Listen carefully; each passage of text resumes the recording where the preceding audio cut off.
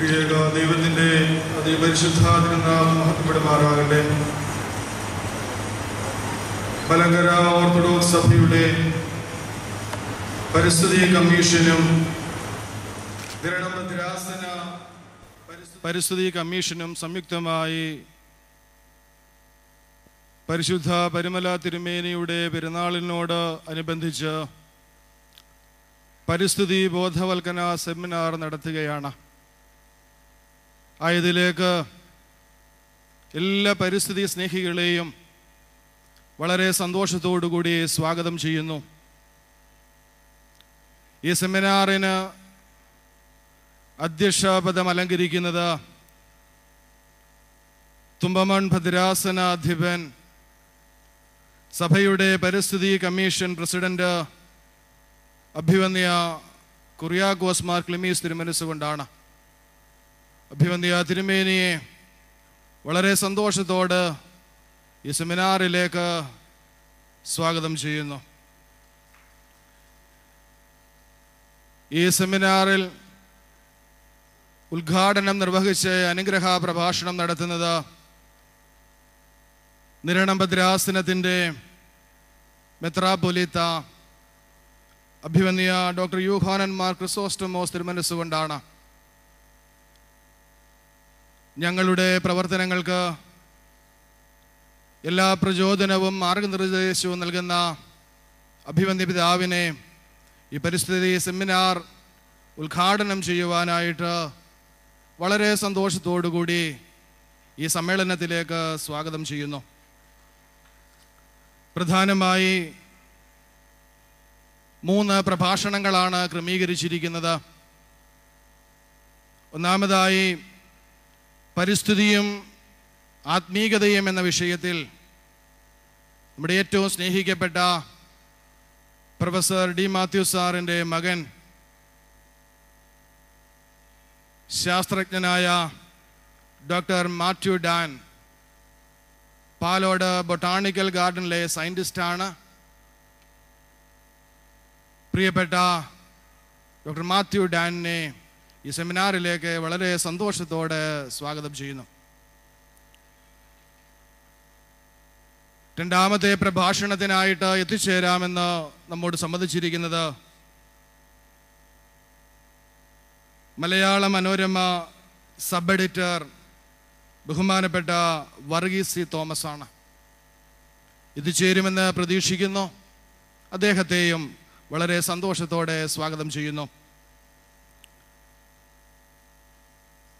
കേരള ഗവൺമെൻറ്റിൻ്റെ vegetable and fruit promotion council assistant manager Anjana S ജൈവ കൃഷിയെ സംബന്ധിച്ചിട്ടുള്ള ക്ലാസ് എടുക്കുവാനായിട്ട് എത്തിച്ചേർന്നിട്ടുണ്ട്. മാഡത്തെയും വളരെ സന്തോഷത്തോടെ ഈ സെമിനാറിലേക്ക് സ്വാഗതം ചെയ്യുന്നു. പരിസ്ഥിതി കമ്മീഷൻ്റെ നിരണം ഭദ്രാസനത്തിൻ്റെ മുൻ വൈസ് പ്രസിഡന്റ് ബഹുമാനപ്പെട്ട കെ വർഗീസ് അച്ഛൻ ഭദ്രാസനത്തിലെ എല്ലാ പ്രവർത്തനങ്ങളെയും നാളിതുവരെ ഞങ്ങളോടൊപ്പം നിന്ന് പ്രവർത്തിക്കുന്ന ബഹുമാനപ്പെട്ട കെ വർഗീസ് അച്ഛനെയും ഈ സെമിനാറിലേക്ക് വളരെ സന്തോഷത്തോടെ സ്വാഗതം ചെയ്യുന്നു. പരിസ്ഥിതി കമ്മീഷൻ്റെ കേന്ദ്ര സെക്രട്ടറി ബഹുമാനപ്പെട്ട ജോജി കെ ജോയ് അച്ഛൻ എല്ലാ കാര്യങ്ങളിലും പെരുന്നാളിൻ്റെ ആരംഭം മുതൽ ഇതിൻ്റെ എല്ലാ ക്രമീകരണങ്ങളിലും കേന്ദ്ര നേതൃത്വത്തിൻ്റെ എല്ലാ പിന്തുണയും പ്രോത്സാഹനവും നൽകിക്കൊണ്ട് ഞങ്ങളോടൊപ്പമുള്ള ബഹുമാനപ്പെട്ട ജോജി അച്ഛനെയും വളരെ സന്തോഷത്തോടെ സ്വാഗതം ചെയ്യുകയാണ്. എത്തിച്ചേർന്നിരിക്കുന്നതായ എല്ലാ വൈദിക ശ്രേഷ്ഠർ, അതുപോലെ നിരണം ഭദ്രാസനത്തിൻ്റെ പരിസ്ഥിതി കമ്മീഷൻ്റെ സെക്രട്ടറി ബഹുമാനപ്പെട്ട ഷാജി സി പോൾ, കൗൺസിൽ അംഗങ്ങൾ എല്ലാവരെയും, അതുപോലെ ഇതിൽ സംബന്ധിക്കുവാനായിട്ട് എത്തിച്ചേർന്ന എല്ലാ പരിസ്ഥിതി സ്നേഹികളെയും വളരെ സന്തോഷത്തോടെ സ്വാഗതം ചെയ്യുന്നു. ദൈവം നമ്മെ അനുഗ്രഹിക്കും. അഭിവന്യ കുറിയാക്കോസ് മാർ ക്ലിമീസ് പിതാവിനെ സാദരപൂർവ്വം ക്ഷണിക്കും. പരിശുദ്ധ പരിമല തിരുമേനിയുടെ പാദസ്പർശമേറ്റ അനുഗ്രഹീതമായ ഈ മണ്ണിൽ നിന്നുകൊണ്ട് ഈ പരിസ്ഥിതിയുടെ ഒരു സമ്മേളനം കൂടി നടത്തുവാൻ സാധിക്കുന്നു എന്നതിൽ ഞാൻ അഭിമാനിക്കുന്നു. ഒരു നൂറ്റാണ്ട് മുമ്പ് ഈ പരുമലയുടെ പരിസ്ഥിതി എന്തായിരുന്നു നമുക്ക് ഭാവനയിൽ പോലും ദർശിക്കുവാൻ സാധിക്കുമോ എന്നെനിക്കൊരു സംശയമുണ്ട്. കാരണം ഇന്ന് വരുന്ന ഒരാളിന് പരുമലയും പരിസരവും കണ്ടു കഴിഞ്ഞാൽ ആധുനികതയുടെ അതിപ്രസരം ഇവിടെ ഉണ്ടോ എന്ന് സംശയിക്കേണ്ട, അല്ലെങ്കിൽ ഉണ്ടെന്ന് തന്നെ നമുക്കറിയാം. ഞാൻ വളരെ ചെറുപ്പത്തിലാണ് ഈ പരുമല പള്ളിയിൽ വന്ന് പ്രാർത്ഥിച്ചിട്ടുള്ളത്. ചെറുപ്പത്തിലെന്ന് പറഞ്ഞാൽ എൻ്റെ വീടും പരുമലയുമായിട്ട് 20 കിലോമീറ്റർ അകലമുണ്ട്. എന്നാലും നടക്കാൻ പ്രായമായ കാലം മുതൽ എൻ്റെ മാതാപിതാക്കളോട് കൂടി ഈ പ്രദേശത്ത് വന്നിട്ടുണ്ട്. മണൽ നിറഞ്ഞ ഒരു പ്രദേശം, കൂടുതൽ വെള്ളം എപ്പോഴും കാണുന്ന ഒരു പ്രദേശം. പിന്നെ നദിയുടെ പരിസരമൊക്കെ ഇതിലൊക്കെ വ്യത്യസ്തമായിരുന്നു. പള്ളി വ്യത്യസ്തമായിരുന്നു. പോകട്ടെ, പരുമലയെന്നല്ല, ലോകത്തിൻ്റെ ഏത് ഭാഗത്തും ആധുനികതയുടെ അതിപ്രസരം ഒന്ന് നിറഞ്ഞു നിൽക്കുന്നു എന്നുള്ളത് നമുക്കറിയാം. ഞാൻ എൻ്റെ അധ്യക്ഷ പ്രസംഗം ദീർഘിപ്പിക്കുന്നില്ല, കാരണം പലതാണ്. ഇന്ന് നല്ല ക്ലാസ്സുകൾ എടുക്കുവാനായിട്ടാണ് 2-3 പേര് ഒരുങ്ങിയിട്ടുള്ളത്. ഒന്ന് എൻ്റെ വിദ്യാർത്ഥിയാണ് ഡോക്ടർ മാത്യു ഡാൻ എന്നുള്ളത് ഞാൻ അഭിമാനിക്കുന്നു. പഠിക്കുന്ന കാലം നമുക്കൊക്കെ അറിയാവുന്ന ഡി മാത്യു സാറിൻ്റെ മകനാണ്, നിങ്ങൾക്കൊക്കെ അറിയാം. അദ്ദേഹം പഠിക്കുന്ന കാലം മുതൽ വളരെ ഗവേഷണ ചാതുര്യതയുള്ള ഒരാളായിരുന്നു. പുസ്തകങ്ങൾ എഴുതുന്നതിന് വളരെ കഴിവുള്ള ഒരാൾ, ഒരു ശാസ്ത്രജ്ഞൻ്റെ മനസ്സ് ഉണ്ടായിരുന്നു. അതുകൊണ്ട് അദ്ദേഹത്തിന് ഒരു ഉന്നത നിലവാരത്തിലെത്തുവാൻ സാധിച്ചു, അദ്ദേഹത്തിൻ്റെ കഠിനാധ്വാനം കൊണ്ട്. അദ്ദേഹം എഴുതിയൊരു പുസ്തകമാണ് ലെബാനോനിലെ ദേവദാരു. ഞാനത് പുസ്തകം എൻ്റെ കയ്യിൽ കിട്ടിയതിനു ശേഷം, അതിന് മുമ്പും ചിലപ്പോഴൊക്കെ ഈ പള്ളികളിലൊക്കെ പോകുമ്പോൾ കുഞ്ഞുങ്ങളോട് പറയുമായിരുന്നു, അല്ലെങ്കിൽ ബാലസമാജത്തിനോ ബാലികാ സമാജത്തിനോ പറയുമായിരുന്നു, വേദപുസ്തകത്തിലെ ഒരു പ്രധാനപ്പെട്ട 2-3 സസ്യങ്ങളുടെ പേര് പറയാൻ. അവരൊക്കെ പേര് പറയാറുണ്ടായിരുന്നു. പിന്നീടാണ് ഈ പുസ്തകമൊക്കെ കിട്ടിക്കഴിഞ്ഞപ്പോൾ എത്രയോ സസ്യങ്ങളാണ് ളെക്കുറിച്ചാണ് വേദപുസ്തകത്തിൽ പരാമർശിച്ചിരിക്കുന്നത് എന്ന് കുട്ടികൾക്ക് മനസ്സിലാക്കുവാൻ സാധിക്കുന്നു. അതിനുശേഷം ഞാൻ ചിലപ്പോൾ പറയാറുണ്ട്, വേദപുസ്തകത്തിലെ ചില പക്ഷികളെക്കുറിച്ച് പറയുവാൻ, അല്ലെ ഇഴജന്തുക്കളെക്കുറിച്ച് പറയുവാനായിട്ട് പറയുമ്പോഴും ചിലരൊക്കെ അത് പറയാറുണ്ട്. പോകട്ടെ, നമ്മൾ അധിവസിക്കുന്ന ഈ ഭൂമി വളരെയേറെ അപകട നിലയിലാണ് ഇപ്പോഴെന്നുള്ളത് നമ്മൾ വ്യക്തമായിട്ട് അറിയുന്നില്ല. അറിയാത്തത് ഭാഗ്യം. അറിഞ്ഞാൽ വളരെ കൂടുതൽ അസ്വസ്ഥതയുണ്ടാകും. അതൊന്നും ഞാനിപ്പോൾ വിശദീകരിക്കുവാൻ ആഗ്രഹിക്കുന്നില്ല. ഇന്ന് നമ്മുടെ ഭക്ഷ്യപദാർത്ഥങ്ങളിലെ വിഷാംശത്തെക്കുറിച്ച് ഒന്നും വിശദമായി സംസാരിക്കുവാൻ സാധിക്കുന്നില്ല. എങ്കിലും ഈ അടുത്തിടെ ഒരനുഭവം പറഞ്ഞത് ഞാൻ ഒന്ന് സ്മരിക്കുകയാണ്. ഇപ്പോഴത്തെ നമ്മുടെ വനിതാ കമ്മീഷൻ ചെയർപേഴ്സണായിരിക്കുന്ന റോസക്കുട്ടി ടീച്ചർ പുൽപ്പള്ളി സ്വദേശിനിയാണ്. ഈയിടെ പത്തനംതിട്ട അവിടുത്തെ പള്ളി കൂദാശയ്ക്കൊക്കെ വന്ന് കോളേജിൽ വിദ്യാർത്ഥിനികൾക്ക് വേണ്ടി ഒരു ക്ലാസ് എടുക്കുവാനും കൂടിയാണ് വന്നത്. അപ്പോൾ എന്നെ നേരത്തെ പരിചയമുള്ളതുകൊണ്ട് അരമനയിൽ വന്നു, അല്പസമയം ഇരുന്ന് സംസാരിച്ചപ്പോഴാണ് ഒരു യാത്രക്കിടയിൽ വലിയ സ്ഥാനത്തുള്ള ആളായതുകൊണ്ട് സുരക്ഷിതമായിട്ടൊരു സ്ഥലത്തെ വിശ്രമിക്കുവാനൊക്കെ സൗകര്യം കൊടുത്തു. ഇടവേളയ്ക്ക് ഭക്ഷിക്കുവാനായിട്ടൊരു ആപ്പിളും കൊടുത്തു. വിശപ്പ് കൂടുതലായതുകൊണ്ട് ആപ്പിൾ ഭക്ഷിക്കുവാനായിട്ട് ആരംഭിച്ചു.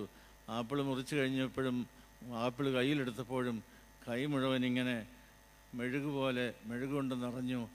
അത് മണം കൊണ്ട് ഒരു അസ്വാസ്ഥ്യമുണ്ടായി. ഭക്ഷിക്കുവാൻ കഴിയാതെ വിശപ്പ് വീണ്ടും സഹിക്കേണ്ടി വന്നു എന്ന് പറഞ്ഞു.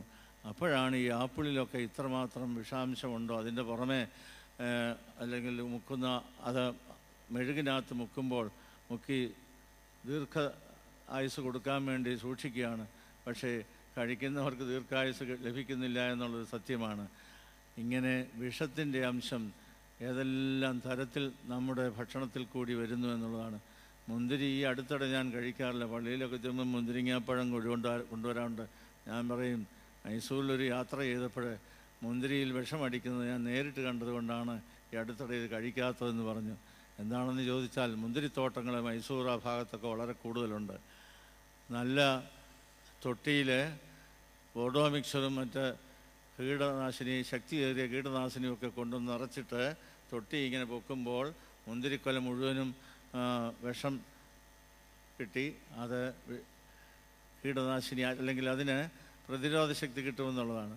പക്ഷേ അങ്ങനെ മുഴുവൻ മുന്തിരിക്കൊലയും ഇങ്ങനെ വിഷത്തിൽ മുക്കുമ്പോൾ അതാണ് നമ്മുടെ മാർക്കറ്റുകളിലേക്ക് ഫ്രൂട്ട് സ്റ്റോളിലേക്ക് വരുന്നത്.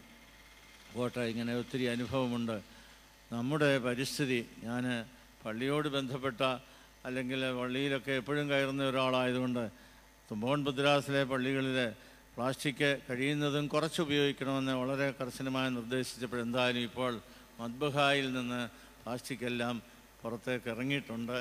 ഇപ്പോൾ അങ്ങനെ വളരെ വളരെ അപൂർവം പള്ളികളിലെ പ്ലാസ്റ്റിക് പൂക്കൾ ഉപയോഗിക്കുന്നില്ല എന്ന് തന്നെ പറയും. ഞാൻ ചെല്ലുമ്പോൾ അല്പം ഒന്ന് വീക്ഷിക്കാറുണ്ട് പ്ലാസ്റ്റിക് പൂക്കളുണ്ടോ എന്നത്.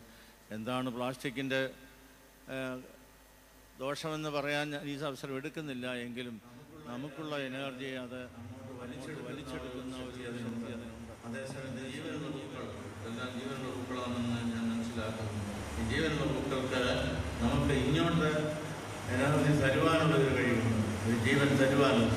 അതുകൊണ്ടായിരിക്കാമല്ലോ ഒരു ക്ഷേത്രത്തിൽ പോലും പ്ലാസ്റ്റിക് പൂക്കൾ ഉപയോഗിക്കുന്നതായിട്ട് എനിക്കറിയത്തില്ല.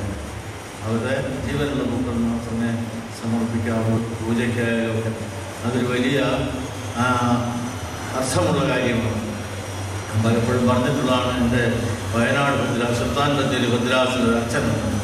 ഇപ്പോൾ 50-60 വർഷമായി പട്ടവേറ്റിട്ട് അച്ഛനെന്നും ജീവനുള്ള പൂക്കളുമായിട്ട് റോണോസിൻ്റെ അടുത്ത് വരും.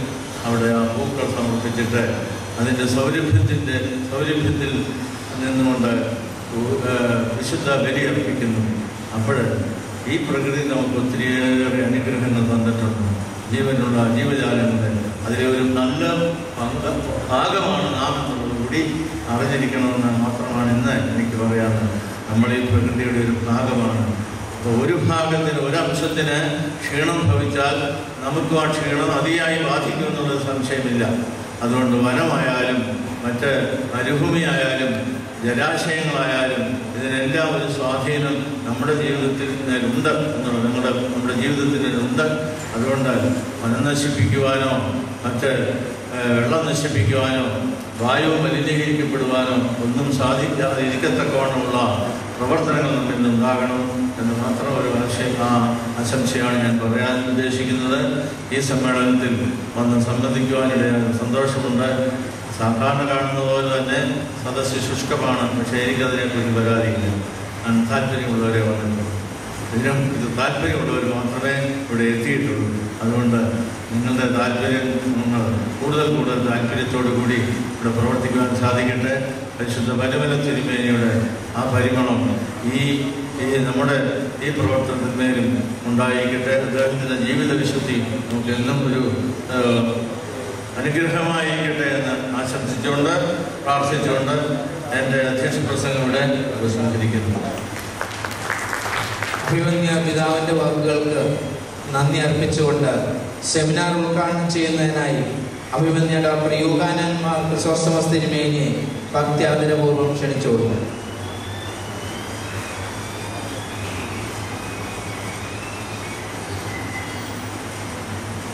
പിതാവിനും പുത്രനും പരിശുദ്ധാത്മാവിനും മഹത്വം ഉണ്ടായിരിക്കട്ടെ.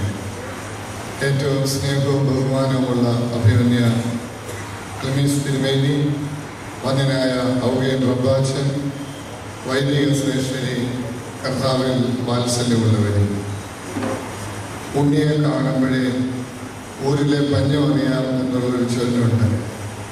നമ്മുടെ പരിതാപകരമായ അവസ്ഥ കാണുമ്പോൾ തന്നെ നമ്മുടെ പരിസ്ഥിതി അവബോധവും വ്യക്തമാണ്.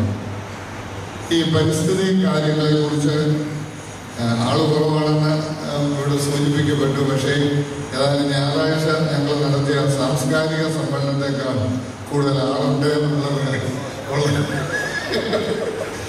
ഉള്ളതിൽ എനിക്കും അഭിമാനമുണ്ട്. ഈ പരിസ്ഥിതിയുമായിട്ട് ബന്ധപ്പെട്ട വിഷയത്തിൽ ഞാൻ കേവലം ഒരു LKG വിദ്യാർത്ഥി മാത്രമാണ്. ഇത് ഞാൻ പഠിക്കാൻ ശ്രമിച്ചുകൊണ്ടിരിക്കുന്ന വലിയ വിഷയങ്ങളിൽ ഒന്നാണ് എന്നെ സംബന്ധിച്ചിടത്തോളം ഈ കാര്യം. അതുകൊണ്ട് ആധികാരികമായി ഇത് പറഞ്ഞ് അവതരിപ്പിക്കാനുള്ള എൻ്റെ പരിമിതി മൂലം ഞാൻ ഈയിടെ മലയാള മനോരമയുടെ സബ് എഡിറ്റർമാരിൽ ഒരാളായിട്ട് പ്രവർത്തിക്കുന്ന വർഗീസ് സി തോമസ് നമ്മുടെ യുവജന പ്രസ്ഥാനത്തിൻ്റെ ഒരു മീറ്റിങ്ങിന് പാതിക്കാട് പള്ളിയിൽ വന്നപ്പോൾ ഞാൻ അദ്ദേഹത്തോട് ആവശ്യപ്പെട്ടു, സാറ് ഇന്ന് പരുമലയിൽ ഒന്ന് വന്ന് ഒരു പ്രഭാഷണം നടത്തണമെന്ന്. അദ്ദേഹം വരാമെന്ന് സംഭവിച്ചു, വന്നില്ല. വരാനത് നന്നായിട്ടുണ്ടെന്ന് എനിക്ക് ഇപ്പം തോന്നുകയും ചെയ്തു. അതുകൊണ്ട് ഞാൻ വളരെ ചുരുങ്ങിയ വാക്കുകളിൽ ഈ അടുത്ത സമയത്ത് ഒരു മാസത്തിനുള്ളിൽ അല്ലെങ്കിൽ 1.5 മാസത്തിനുള്ളിൽ വായിച്ചപ്പോൾ കിട്ടിയ സകല പേപ്പർ കഷ്ണങ്ങൾ 3 മേഖലയിലുള്ളത് നിങ്ങളുടെ മുമ്പിൽ അവതരിപ്പിച്ചുകൊണ്ട് ഞാൻ എൻ്റെ ദൗത്യത്തിൽ നിന്ന് പിന്മാറാം. ഒന്ന്, സെപ്റ്റംബറിലെ ഭാഷാഭോഷണിയിലെ കഥ PK പാറക്കടവിൻ്റെ 3 കഥകളിൽ 3ാമത്തത് കുഞ്ഞുകഥ. ഒരു ദിവസം നോക്കുമ്പോൾ ഭൂമി പനി പിടിച്ച് കിടക്കുന്നു. പൊള്ളുന്ന പനി.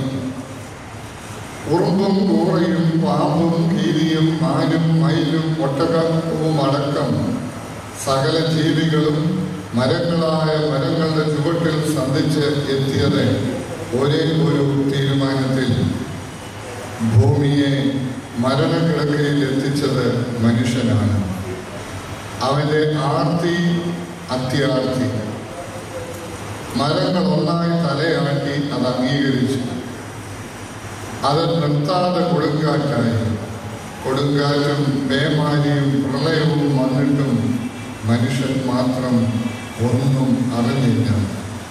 ഭൂമി ഒടുവിലത്തെ ശ്വാസവും വലിക്കുകയാണ്.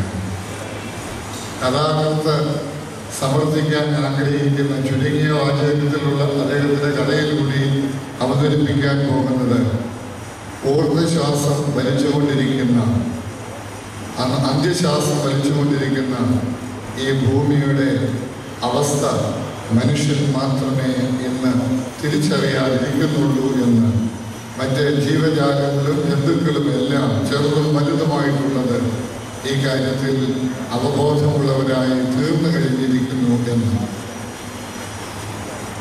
രണ്ടാമത്, മാതൃഭൂമി പത്രത്തിൻ്റെ ചീഫ് എഡിറ്ററായ MP വീരേന്ദ്രകുമാർ തൻ്റെ യാത്രാ വിവരണം വിയന്ന സിറ്റിയിൽ ചെന്നപ്പോൾ അദ്ദേഹത്തിന് ഉണ്ടായ ഒരു അനുഭവം അദ്ദേഹം എഴുതി മാതൃഭൂമി ആഴ്ചപ്പതിപ്പിച്ചു. അത് സെപ്റ്റംബർ മാസം 30-ാം തീയതിയാണ്. ഉറങ്ങുന്നതിന് മുമ്പ് പാരിസ്ഥിതിക സംബന്ധമായ ഒരു മാസിക വെറുതെ മറിച്ചു നോക്കി.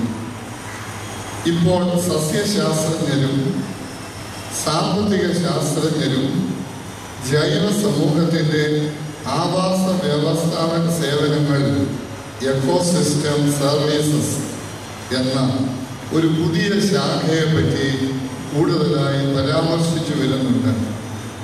ചുരുക്കത്തിൽ, പ്രകൃതി നമുക്ക് തരുന്ന സേവനങ്ങളുടെ മൂല്യം നിർണയിക്കുമ്പോൾ കിട്ടുന്ന സാമ്പത്തിക കണക്കാണിത്.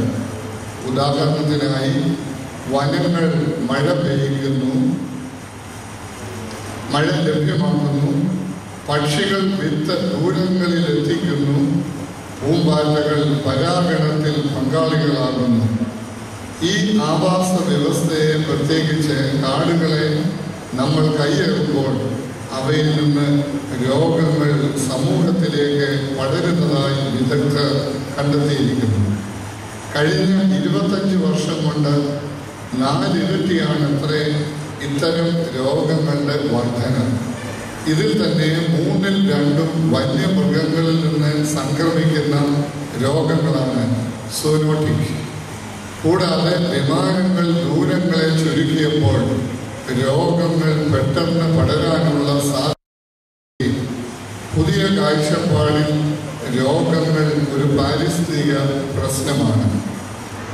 ജന്തുരോഗ വിദഗ്ധരും പാരിസ്ഥിതിക വിദഗ്ധരും ഡോക്ടർമാരും ഒക്കെ ചേർന്ന ഒരു സംഘം രോഗത്തിൻ്റെ പരിസ്ഥിതി വിജ്ഞാനം, എക്കോളജി ഓഫ് ഡിസീസ്, അതിന് രൂപം നൽകാനായി പ്രിഡിക്റ്റ് എന്നൊരു പദ്ധതിക്ക് രൂപം നൽകിയിട്ടുണ്ട്. അവരുടെ കാഴ്ചപ്പാടിൽ AIDS, Ebola, west Nile fever, SARS തുടങ്ങിയ രോഗങ്ങളും നൂറുകണക്കിന് പുതിയ രോഗങ്ങളും അകാരണമായി പൊട്ടി പുറപ്പെട്ടതല്ല. കഴിഞ്ഞ 4 ദശാബ്ദങ്ങളായി നടക്കുന്ന വനം കയ്യേറ്റങ്ങളുടെ പരിണിത ഫലങ്ങളാണ് ഈ രോഗങ്ങൾ അത്രയും എന്നാണ് ഈ രംഗത്തെ ഏറ്റവും പ്രമുഖ ശാസ്ത്രജ്ഞരും ഇക്കോ ഹെൽത്തിൻ്റെ പ്രസിഡന്റുമായ പീറ്റർ ദസ്ഹാക്കിൻ്റെ നിരീക്ഷണം. ആരോഗ്യ മേഖലയിലെ ഈ പുത്തൻ വെല്ലുവിളികളെ നേരിടാൻ 600ഓളം ശാസ്ത്രജ്ഞരും വിവിധ മേഖലകളിൽ നിന്നുള്ള വിദഗ്ധരും വൺ ഹെൽത്ത് ഇനിഷ്യേറ്റീവ് എന്നൊരു പദ്ധതി രൂപകൽപ്പന ചെയ്തിട്ടുണ്ട്. അവരുടെ കാഴ്ചപ്പാടിൽ മനുഷ്യൻ്റെയും മൃഗങ്ങളുടെയും പരിസ്ഥിതിയുടെയും ആരോഗ്യം പരസ്പരം ബന്ധപ്പെട്ടതും സമഗ്രമായി കൈകാര്യം ചെയ്യേണ്ടതുമായ ഗൗരവമായ ഒരൊറ്റ വിഷയമാണ്. അവിവേകിയായ മനുഷ്യന്റെ പ്രകൃതിയുടെ മേലുള്ള അതിക്രമങ്ങൾ ഇത്രയധികം പ്രത്യാഘാതങ്ങളാണ് ഉണ്ടാക്കുന്നതെങ്കിൽ വിവിധ ആവാസ വ്യവസ്ഥകളുള്ള നമ്മുടെ നാട്ടിലെ മഹാനദികളെ സംയോജിപ്പിക്കുന്ന മണ്ടത്തരത്തിൻ്റെ ഭവിഷ്യത്ത് ഊഹിക്കാവുന്നതേ ഉള്ളൂ.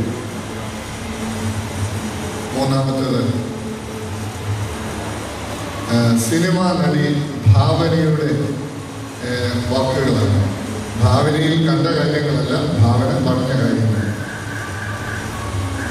തൃശ്ശൂരിന് മുകളിലൂടെ മെമു ട്രെയിൻ ഓടണമെന്നോ വിമാനത്താവളം വരണമെന്നോ ഞാൻ ആഗ്രഹിക്കുന്നില്ല.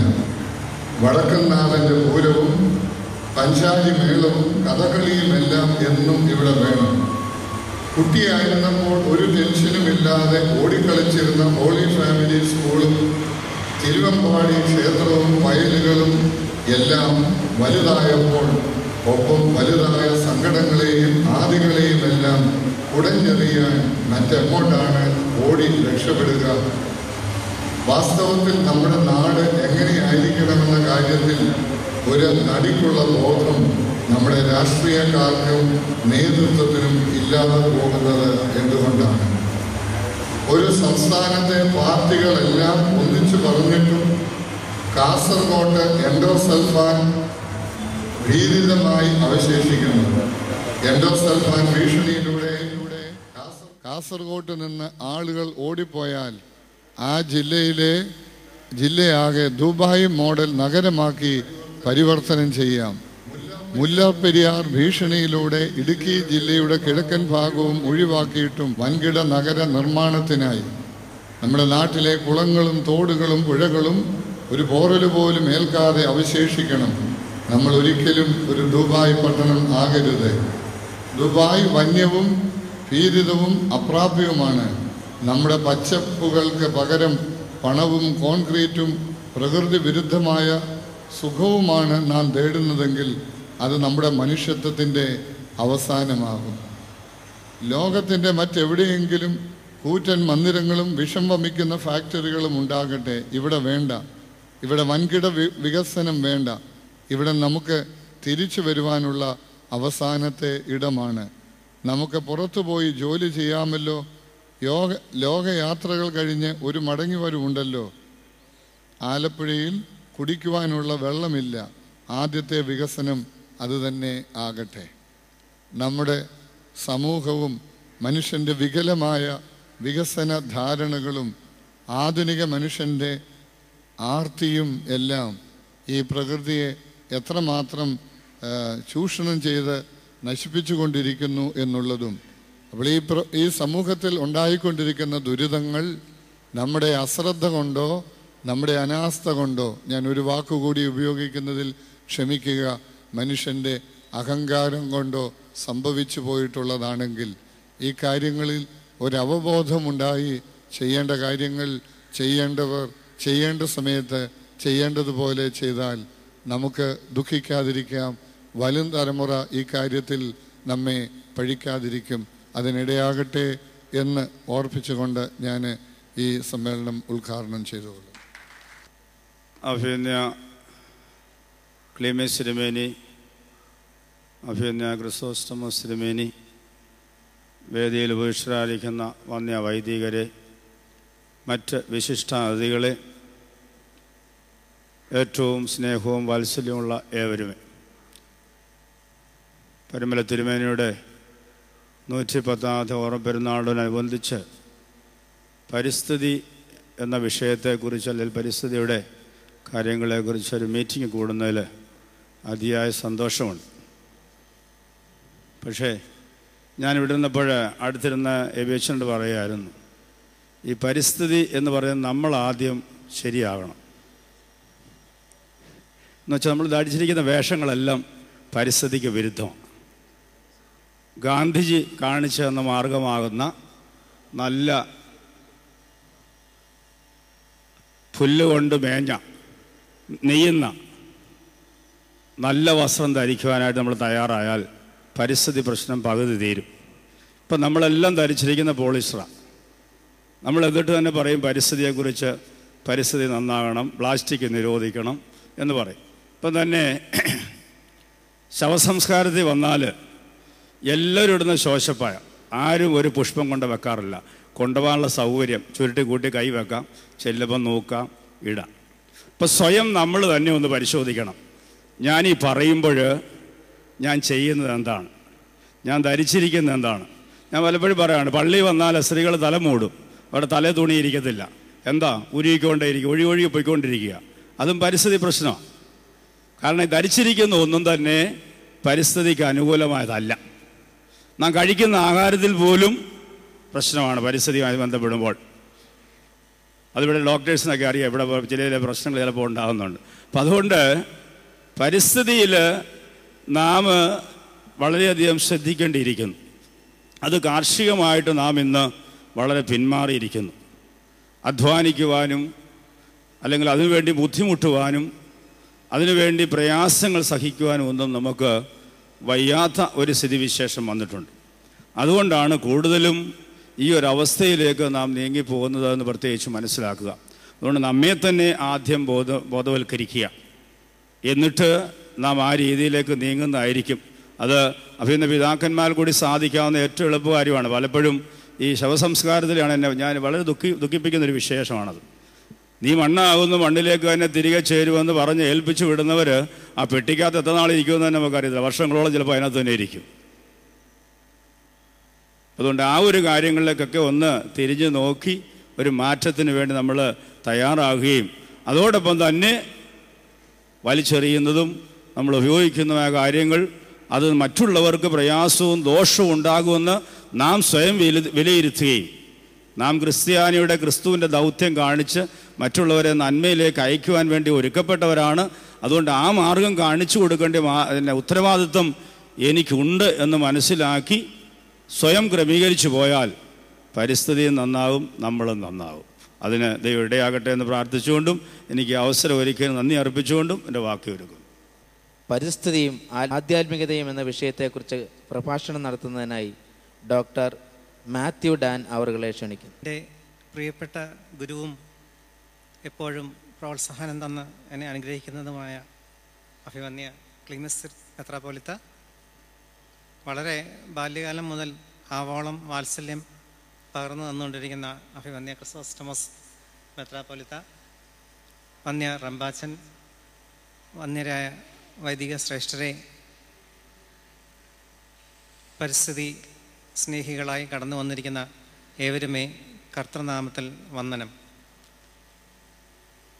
നമ്മൾ വാർത്താമാധ്യമങ്ങളിൽ കൂടി ധാരാളം കേൾക്കുന്ന വിഷയമാണ് പരിസ്ഥിതി, അതിൻ്റെ സംരക്ഷണം എന്നിവ.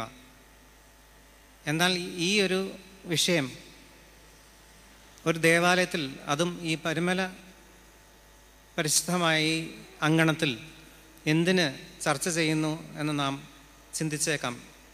ഈ മെത്രാപ്പോലിത്തമാർ ഈ ഒരു വിഷയം കൊണ്ട് നടക്കുന്നത് എന്തിനാ? കാരണം ഇത് പറയാൻ ധാരാളം രാഷ്ട്രീയക്കാരും UN പോലെയുള്ള സംഘടനകളും ഉള്ളപ്പോൾ ഓർത്തഡോക്സ് സഭയ്ക്ക് എന്താണ് ഇതിനകത്ത് കാര്യം എന്ന് നാം ചിന്തിക്കുന്ന കുറച്ച് പേരെങ്കിലും ഉണ്ടാവും. അതിന് 3 കാര്യങ്ങൾ ഞാൻ പറയാം. ഒന്ന്, നമ്മുടെ സഭ വേദപുസ്തകം അടിസ്ഥാനമാക്കിയാണല്ലോ മുന്നോട്ട് പോകുന്നത്. വളരെ വ്യക്തമായ വേദപുസ്തകം നമുക്ക് സാക്ഷിക്കുന്നു, ആകാശം നിനക്കുള്ളത്, ഭൂമിയും നിനക്കുള്ളത്, ഭൂതലവും അതിൻ്റെ പൂർണ്ണതയും നീ സ്ഥാപിച്ചിരിക്കുന്നു. ദാവീദ് ദൈവത്തിനെക്കുറിച്ച് പറയുന്ന പ്രസ്താവം സങ്കീർത്തനം 89:11 വളരെ വ്യക്തമായി പറഞ്ഞിരിക്കുകയാണ്. കൂടാതെ ഭൂമിയും അതിൻ്റെ പൂർണ്ണതയും യഹോവയ്ക്കുള്ളതാണെന്ന് വീണ്ടും ആവർത്തിച്ച് നമുക്ക് കാണാം 24-ാം സങ്കീർത്തനത്തിൽ. അപ്പോൾ ഭൂമിയും അതിൻ്റെ സകലതും, അതിൻ്റെ നിറവും അതിൻ്റെ പൂർണ്ണതയും അതിലുള്ള സകലതും യഹോവയുടേതാണെങ്കിൽ ഈ പരിസ്ഥിതി മറ്റാരുടേതുമല്ല, അത് യഹോവയുടേതാണ്. അതുകൊണ്ട് ഓർത്തഡോക്സ് ക്രിസ്ത്യാനികളായ നാം പരിസ്ഥിതിയെക്കുറിച്ച് കരുതേണ്ടത് വളരെ അത്യാവശ്യമാണ്. രണ്ടാമത്, നാം എല്ലാ കൂദാശ അനുഷ്ഠാനങ്ങളിലും ആവർത്തിച്ച് പ്രഖ്യാപിക്കുന്നതാണ് നമ്മുടെ വിശ്വാസ പ്രമാണം. കാണപ്പെടുന്നവയും കാണപ്പെടാത്തവയുമായ സകലത്തിലെയും സൃഷ്ടാവായ സത്യ ഏകദൈവത്തിൽ ഞങ്ങൾ വിശ്വസിക്കുന്നു എന്ന്. നമുക്ക് ശാസ്ത്രം വളർന്നതോടുകൂടി വളരെ വ്യക്തമായി അറിയാം, കാണുന്നതും കാണാത്തതുമായ അനേകം ചെറുതും വലുതുമായ കാര്യങ്ങൾ ചേർന്നതാണ് നമ്മുടെ പരിസ്ഥിതി. അതിൻ്റെ മുഴുവൻ സൃഷ്ടാവ് ദൈവമാണെങ്കിൽ, നമ്മുടെ സൃഷ്ടാവ് ദൈവമാണെന്ന് നമുക്കറിയാം. അപ്പോൾ നമ്മുടെ സമസൃഷ്ടങ്ങളായ ഈ എല്ലാറ്റിനെയും കുറിച്ച് കരുതുവാനും അവയ്ക്ക് വേണ്ടി എന്തെങ്കിലും പ്രവർത്തിക്കാനും നമുക്ക് ബാധ്യതയുണ്ട് എന്നതിൽ ആർക്കും സംശയത്തിനിട വരേണ്ട കാര്യമില്ല. കൂടാതെ നാം എല്ലാ ദിവസവും ചൊല്ലുന്ന കൗമായിൽ തൻ്റെ മഹത്വം കൊണ്ട് ആകാശവും ഭൂമിയും നിറഞ്ഞിരിക്കുന്ന ബലവാനായ ദൈവതമ്പുരാൻ എന്നാണ് പറയുന്നത്. ആകാശവും ഭൂമിയും മുഴുവൻ ദൈവത്തിൻ്റെ മഹത്വം കൊണ്ട് നിറഞ്ഞിരിക്കുമ്പോൾ ഓരോ പുൽക്കൊടിയിലും ഓരോ തുമ്പിയിലും പൂമ്പാറ്റയിലും ദൈവത്തിൻ്റെ മഹത്വം കാണാൻ കഴിഞ്ഞെങ്കിൽ മാത്രമേ നാം യഥാർത്ഥ ക്രിസ്ത്യാനികളാകൂ എന്നുള്ളത് കൊണ്ട് പരിസ്ഥിതിയെക്കുറിച്ചുള്ള പഠനവും ആലോചനയും ചിന്തയും നമുക്ക് അന്യമായി നിൽക്കേണ്ടതല്ല എന്ന് ആമുഖമായി ഓർപ്പിക്കാൻ ഞാൻ ഇത്രയും പറഞ്ഞു എന്നുള്ളതേ ഉള്ളൂ.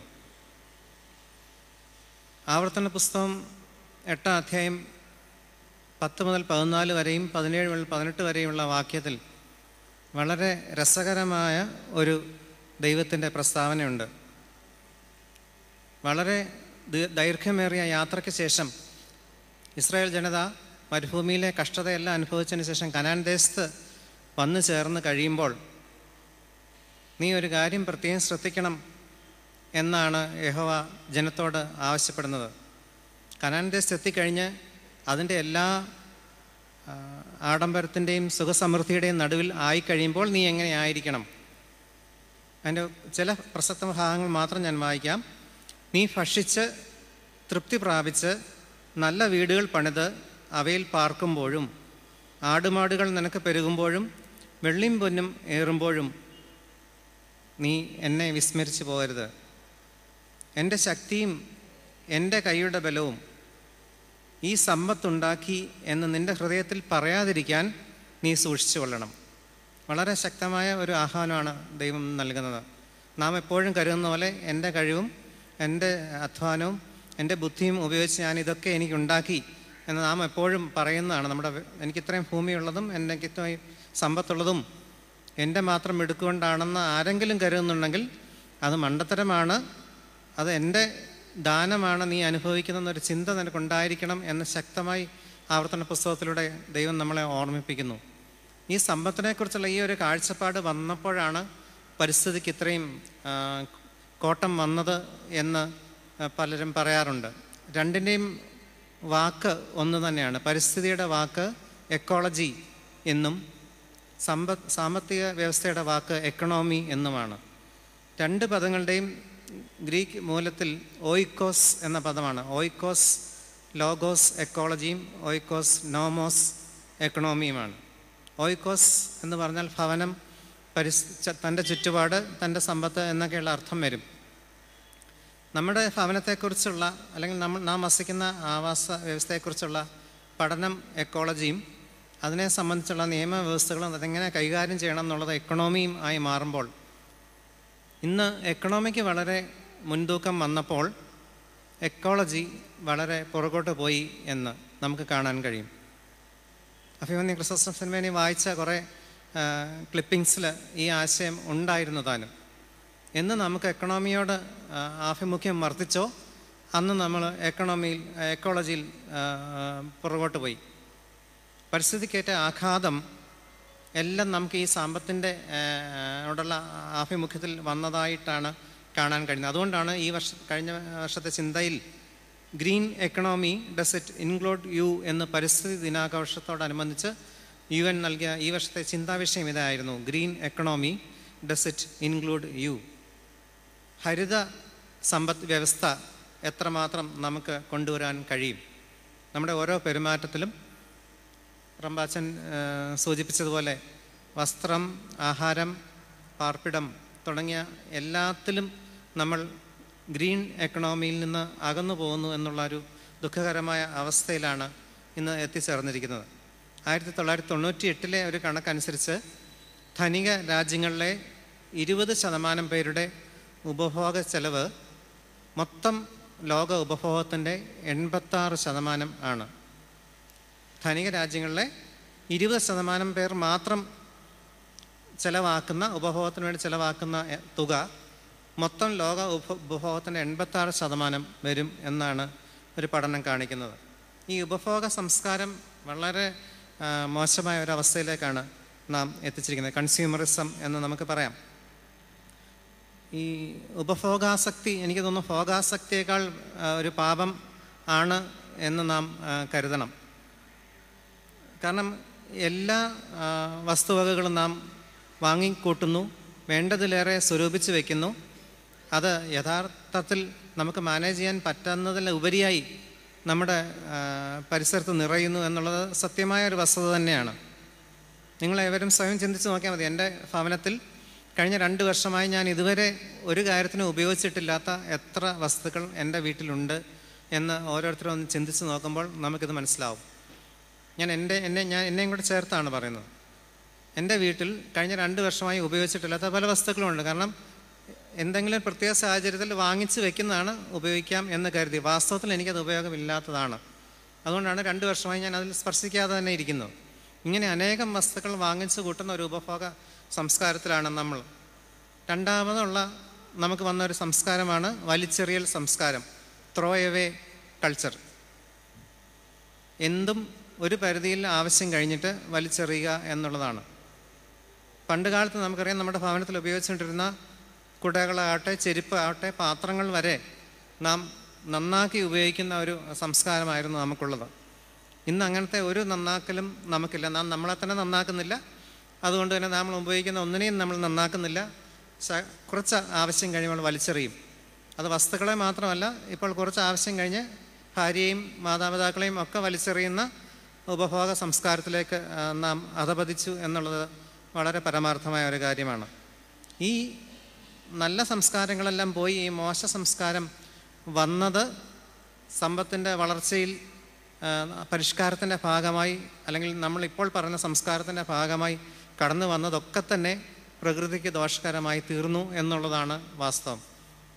അതാണ് ഞാൻ മുമ്പ് പറഞ്ഞ എക്കണോമിയുടെ ഡെവലപ്മെൻറ്റ് എക്കോളജിയുടെ ഡെവലപ്മെൻറ്റിനെ പ്രതികൂലമായി ബാധിച്ചു എന്നുള്ളത്.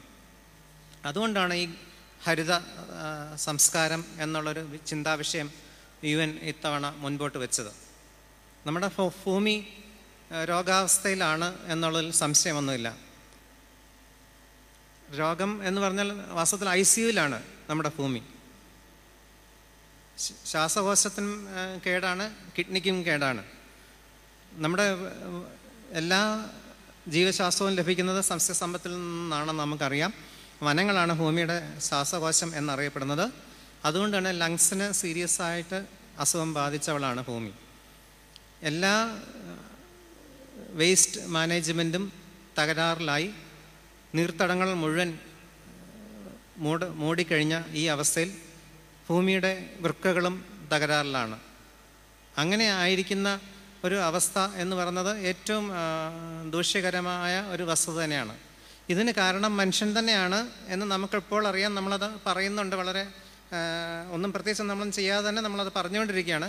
പക്ഷേ വളരെ നൂറ്റാണ്ടുകൾക്ക് മുമ്പ് യെശയ്യാ പ്രവാചകൻ അത് പറഞ്ഞു എന്നുള്ളത് വളരെ നമ്മളെ ഇരുത്തി ചിന്തിപ്പിക്കുന്ന കാര്യമാണ്. യെശയ്യാവിൻ്റെ പ്രവചനം 24-ാം അധ്യായം 5-6 വാക്യത്തിൽ നമുക്ക് ഇപ്രകാരം കാണാം: ഭൂമി അതിലെ നിവാസികളാൽ മലിനമായിരിക്കുന്നു. അവർ പ്രമാണങ്ങളെ ലംഘിച്ച് ചട്ടത്തെ മറിച്ച് നിത്യനിയമത്തിന് ഭംഗം വരുത്തിയിരിക്കുന്നു. നമ്മളെന്താ ഭൂമിക്ക് വേണ്ടി ചെയ്തതെന്നുള്ളത് പ്രവാചകൻ അന്ന് പറഞ്ഞിരിക്കുക.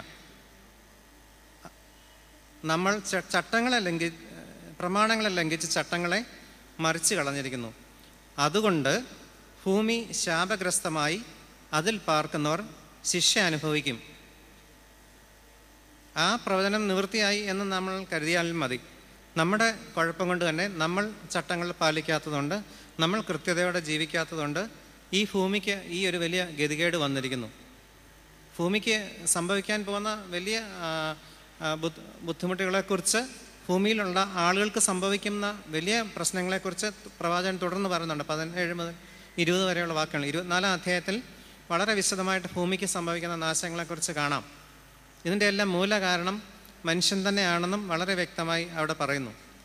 അപ്പോൾ തീർച്ചയായിട്ടും പരിസ്ഥിതി ഭംഗിയായി കൊണ്ടുപോകുന്നതിന് നമ്മുടെ ചുറ്റുമുള്ള ആവാസ വ്യവസ്ഥ നമുക്ക് തന്നെ മാത്രമല്ല എല്ലാ ജീവജാലങ്ങൾക്കും വേണ്ടപ്പെട്ട രീതിയിൽ മുന്നോട്ട് കൊണ്ടുപോകാൻ മനുഷ്യൻ തീർച്ചയായും കടപ്പെട്ടിരിക്കുന്നു എന്നുള്ളതിന് യാതൊരു സംശയമില്ല.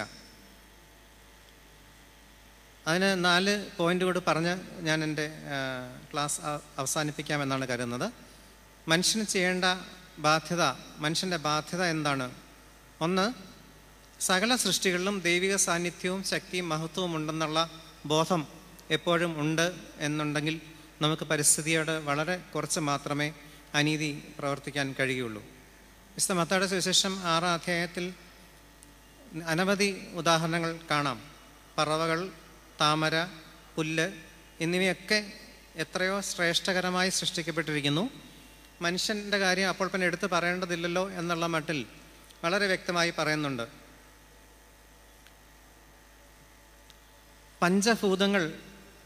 പഞ്ചഭൂത തിയറി നമ്മുടെ ഹൈന്ദവ സംസ്കാരത്തിലും ഭാരതീയത്തിൻ്റെ സംസ്കാരത്തിലെല്ലാം ഉള്ളതാണ്. കാറ്റ്, ജലം, അഗ്നി, മണ്ണ്, ആകാശം, ഈ പഞ്ചഭൂതങ്ങളും ചേർന്നാണ് ഭൂമിയിലെ എല്ലാ ജീവജാലങ്ങളും, ഭൂമിയിലെ എല്ലാ എക്കോസിസ്റ്റവും ഡെവലപ്പ് ചെയ്തിരിക്കുന്നതെന്ന് അറിയാവുന്ന കാര്യമാണ്. എന്നാൽ ഈ പഞ്ചഭൂതങ്ങളെ പറ്റിയും വളരെ വ്യക്തമായിട്ട് 104-ാം സങ്കീർത്തനത്തിൽ നമുക്ക് കാണാൻ കഴിയുന്നത് ഇവയെല്ലാം ദൈവത്തിൻ്റെ ആജ്ഞാനുവർത്തികളായി പഞ്ചപുച്ഛമടക്കി നിൽക്കുന്നു എന്നാണ്. അത് സമയക്കുറവുകൊണ്ട് ഞാൻ അതിലേക്ക് കടക്കുന്നില്ല.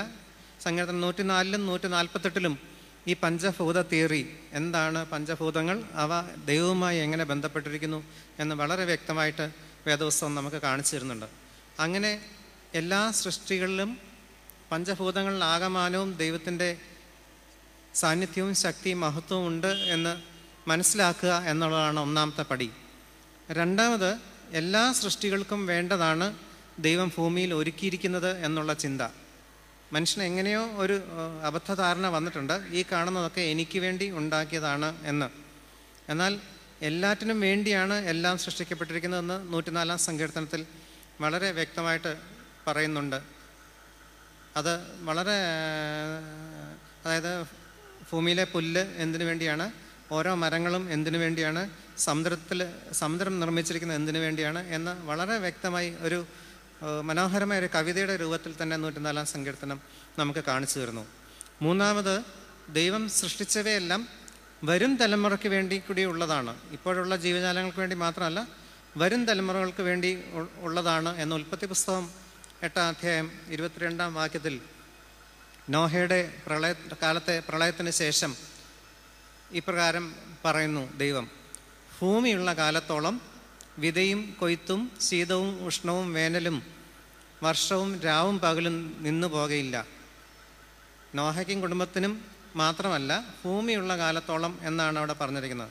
സകല മൃഗങ്ങൾക്കും, സകല പറവകൾക്കും, സകല ഭൂചരങ്ങൾക്കും, സകല മത്സ്യങ്ങൾക്കും മേലുള്ള അധികാരം അവയെ നിങ്ങളുടെ കയ്യിൽ ഏൽപ്പിച്ചിരിക്കുന്നു എന്ന് പറഞ്ഞുകൊണ്ടാണ് നോഹയ്ക്ക് കൊടുത്തത്. കയ്യിലേൽപ്പിക്കുന്ന ഒരു വസ്തു കേടാകാതെ വൃത്തിയായി സൂക്ഷിക്കാൻ നമ്മൾ ബാധ്യസ്ഥരാണെന്നുള്ളതിന് യാതൊരു സംശയമില്ല. ആരെങ്കിലും ഒരു ഗിഫ്റ്റ് നമുക്ക് തന്നാൽ നിങ്ങൾക്കറിയാവുന്ന കാര്യം, ആരെങ്കിലും ഒരു ഗിഫ്റ്റ്, പ്രത്യേകിച്ച് മഹാനായ ഒരു വ്യക്തി തരുന്ന ഒരു ഗിഫ്റ്റാണെങ്കിൽ നമ്മളത് വളരെ സൂക്ഷിച്ച് ഭംഗിയായി ശ്രദ്ധയോടെ കൈകാര്യം ചെയ്യും. ദൈവം തന്നിരിക്കുന്ന ഈ ഗിഫ്റ്റ് ശ്രദ്ധയോടെ കൈകാര്യം ചെയ്യാൻ വേണ്ടിയാണ് ഞാൻ നിങ്ങളെ ഇതെല്ലാം കയ്യിൽ ഏൽപ്പിച്ചിരിക്കുന്നു എന്ന് പറഞ്ഞത്. അപ്പോൾ ഇങ്ങനെ വളരെ പ്രഷ്യസായി, വളരെ വിലപിടിപ്പോടെ നമുക്ക് തന്നിരിക്കുന്ന ഈ സംഭവങ്ങൾ നാം എങ്ങനെ കൈകാര്യം ചെയ്യുന്നു എന്നുള്ളതാണ് ഇതിനെക്കുറിച്ച് നാം ചിന്തിക്കേണ്ട മൂന്നാമത്തെ പോയിന്റ്. നാലാമതായി, സകലതിനെയും വിവേകപൂർവം പരിപാലിക്കുക എന്നുള്ളത് വലിയൊരു ദൈവിക ശുശ്രൂഷയാണ്. ദൈവിക ശുശ്രൂഷ ചെയ്യുവാനായി വിളിച്ച് വേർതിരിക്കപ്പെട്ട വിശുദ്ധ ജനമാണ് ക്രിസ്ത്യാനികളായ നാം എന്ന് നാം ഉറച്ച് വിശ്വസിക്കുമ്പോഴും അതിനെക്കുറിച്ച് അങ്ങനെ അഹങ്കരിക്കുമ്പോഴും ഈ ഒരു കാര്യത്തിൽ നമ്മൾ ഭംഗം വരുത്താൻ പാടുണ്ടോ എന്ന് നാം ചിന്തിക്കണം. വിവേകപൂർവം പരിപാലിക്കുക എന്നുള്ളതിൽ ആണ് ആദാമിനും കൊടുത്തിരിക്കുന്ന വ്യക്തമായ ഇൻസ്ട്രക്ഷൻ അതായിരുന്നു. ഏറ്റവും രസകരമായ ഒരു കാര്യം, സകല ജന്തുക്കൾക്കും പേരിട്ടത് ആദാമാണ് എന്ന് ഉൽപ്പത്തി പുസ്തകം 2-ാം അധ്യായം 19-20 വാക്യങ്ങൾ കാണാം. മനുഷ്യൻ ഇട്ടത് അവയ്ക്ക് പേരായി. സകല ജീവജാലങ്ങളും വരിവരിയായി ആദാമിൻ്റെ മുമ്പിൽ വന്നു നിന്ന് നാമകരണം സ്വീകരിച്ചു എന്ന് മനോഹരമായി അവിടെ ദൃഷ്ടാന്തീകരിച്ചിരിക്കുന്നു. നമുക്കറിയാം, പേരിടിൽ എന്ന് പറയുന്നത് ഒരു ചടങ്ങാണ് എല്ലാ മതങ്ങളിലും എല്ലാ ആചാരങ്ങളിലും. മാമോദിസായ്ക്കാണ് നമ്മൾ പേരിടിൽ ചടങ്ങ് നടത്തുന്നത്. അതിന് തലതൊട്ടപ്പൻ എന്നാണ് ആ ആളുടെ പേര് തന്നെ. തലതൊട്ടപ്പന് ചില പ്രത്യേക പദവികളും ചെയ്യേണ്ട കടമകളും ഉണ്ടെന്ന് പുരോഹിതന്മാർ ഓർമ്മിപ്പിക്കാറുമുണ്ട്. പേരിടുന്നത്, എൻ്റെ പേരിട്ട് കഴിഞ്ഞാൽ ആ കുട്ടിയെ വഴിതെറ്റാതെ നേരാം വണ്ണം ദൈവവിശ്വാസിയെ വളർത്താനുള്ള ബാധ്യതയാണ് ഉള്ളത്. ആദാം ആണ് സകല ജന്തുക്കൾക്കും പേരിട്ടതെങ്കിൽ ആദാമിനെ പ്രതിനിധീകരിക്കുന്ന നമുക്കുള്ള ബാധ്യതയാണ് ഈ പേര് നൽകപ്പെട്ട സകല ജീവജാലങ്ങളോടും കാരുണ്യപൂർവ്വം ഇടപെടാനും പരിപാലിക്കാനും നമുക്ക് കടമയുണ്ടെന്നുള്ളതിന് യാതൊരു സംശയവുമില്ല. കാരണം നമ്മളാണ് അവയ്ക്ക് പേരിട്ടത്. അപ്പോൾ വിവേകപൂർവ്വം പരിപാലിക്കുക എന്നുള്ളൊരു അതിമഹത്തായ കർത്തവ്യം നമ്മുടെ മുമ്പിൽ ഉണ്ട് എന്നുള്ളത് നാം മറന്നു പോകരുത്.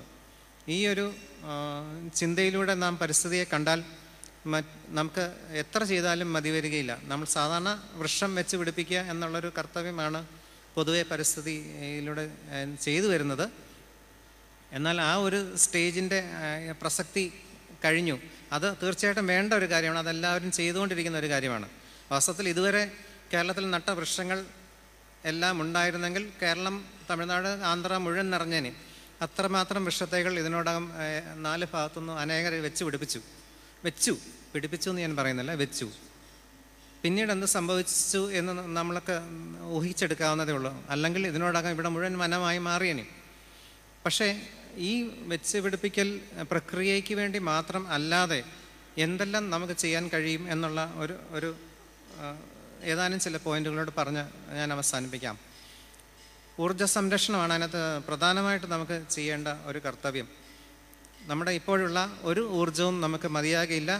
പെട്രോളിൻ്റെ വിലയും ഗ്യാസിൻ്റെ വിലയും എല്ലാം അനുദിനം കൂടിക്കൊണ്ടിരിക്കുകയാണെന്ന് നമുക്കറിയാം. വൈദ്യുതി എന്ന് പറയുന്നത് വളരെ അത്യപൂർവമായ ഒരു സംഭവമായി മാറിക്കൊണ്ടിരിക്കുകയാണ്.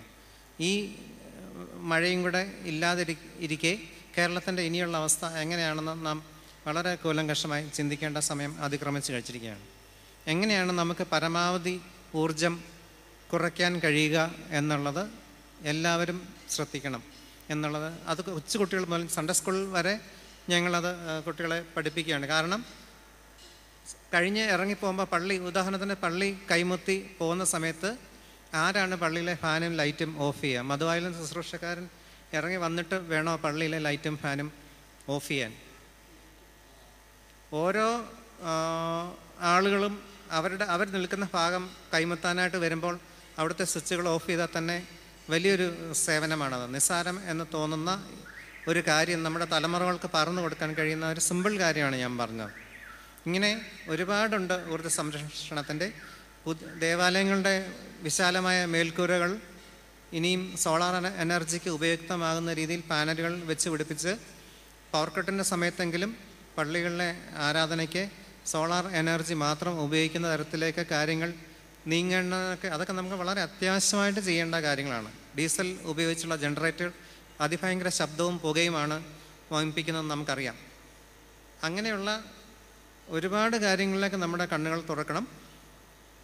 ജലസംരക്ഷണം, മാലിന്യ നിർമ്മാർജ്ജനം, അങ്ങനെ അനേകം കാര്യങ്ങൾ. ലോകത്തെ 20% പേരാണ് ഊർജത്തിൻ്റെ 58% ഉപയോഗിക്കുന്നത്. ലോകത്ത് മൊത്തം പ്രൊഡ്യൂസ് ചെയ്യപ്പെടുന്ന എനർജിയുടെ 58% വെറും 20% ആളുകൾക്ക് മാത്രം ഉപയോഗിക്കാനേ തികയുന്നുള്ളൂ. അവരാണ് കൂടുതലായിട്ട് ഉപയോഗിക്കുന്നത്. കടലാസാണെങ്കിൽ 84% 20% പേരാണ് ഉപയോഗിക്കുന്നത്. ലോകത്തിലെ 20% പേര് മാത്രമല്ല ആകെ പ്രൊഡ്യൂസ് ചെയ്യപ്പെടുന്ന കടലാസിൻ്റെ 84%. അപ്പം ഇങ്ങനെ നോക്കുമ്പോൾ നമുക്ക് പ്രോഡക്ട്സ് വളരെ കുറവും ഉപഭോഗം വളരെ കൂടുതലുമായിരിക്കുന്ന ഒരു കാലത്തിലേക്ക് പോകുമ്പോൾ ഇനിയും വളരെ വിദൂരമല്ലാതെ തന്നെ നാം ഇതിൻ്റെ ദോഷഫലങ്ങൾ മനസ്സിലാക്കേണ്ട ഒരു കാലം അതിക്രമിച്ച് കഴിഞ്ഞിരിക്കുകയാണ്. ഇത് മനസ്സിലായെങ്കിൽ മാത്രമേ നമുക്ക് മുമ്പോട്ടുള്ള ജീവിതം സുഖകരമാകുകയുള്ളൂ. അത് നമ്മുടെ കർത്തവ്യം തന്നെയാണ്. വേറെ ആരും വന്ന് നമ്മളെ നന്നാക്കാനോ കറക്റ്റ് ചെയ്യാനോ ഇല്ല. അല്ലെങ്കിൽ ഹബക്കുക്ക് പ്രവാചനം പറഞ്ഞിരിക്കുന്ന ഒരു അവസ്ഥയിലേക്ക് നമ്മൾ എത്തിപ്പോവും.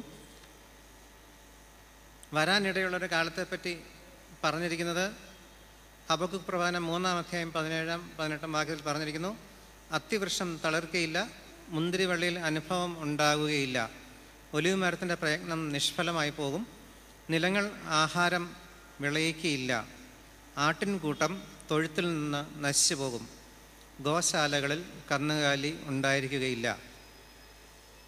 ഇതെല്ലാം ഏകദേശം അങ്ങനെ ആയിക്കഴിഞ്ഞു. ഒരു നിലത്തുനിന്നും ഒരു മണി അരി പോലും കിട്ടുന്നില്ല, ഒരു എരുത്തിലുകളും ഇല്ല, ഇപ്പം എങ്ങും പശുക്കളുമില്ല. പക്ഷേ അവസാനം പ്രവാചകൻ പറഞ്ഞു നിർത്തുന്നത്, എങ്കിലും ഞാൻ യഹോവയിൽ ആനന്ദിക്കും. യഹോവയിൽ ആനന്ദിക്കാൻ നമുക്ക് തീർച്ചയായിട്ടും അവസരമുണ്ടാകട്ടെ. അത് എങ്ങനെ ആനന്ദിക്കണം എന്നുകൂടി നമ്മൾ കരുതണം.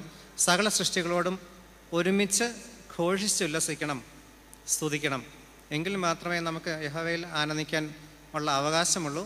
അങ്ങനെ യഹോവയിൽ ആനന്ദിച്ചുകൊണ്ട് നല്ലൊരു ഭാവി മുന്നോട്ട് പടുക്കുവാൻ ക്രിസ്ത്യാനികളെ നമുക്ക്, പ്രത്യേകിച്ച് ഓർത്തഡോക്സ് വിശ്വാസികളെ നമുക്ക് ബാധ്യതയുണ്ട്, കടമയുണ്ട്, ചുമതലയുണ്ട് എന്ന് വിനീതമായി ഓർപ്പിച്ചുകൊണ്ട് എനിക്ക് ഈ അവസരം തന്നതിന് പ്രത്യേകം നന്ദി പറഞ്ഞുകൊണ്ട് എൻ്റെ വാക്കുകൾ ചുരുക്കുന്നു.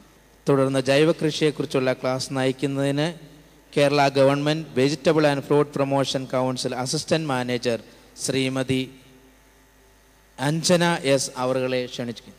അതുപോലെ ക്ലാസ് കേൾക്കുവാനായിട്ട് എത്തിയിരിക്കുന്ന സഹോദരങ്ങളെ ഏവർക്കും എൻ്റെ നമസ്കാരം.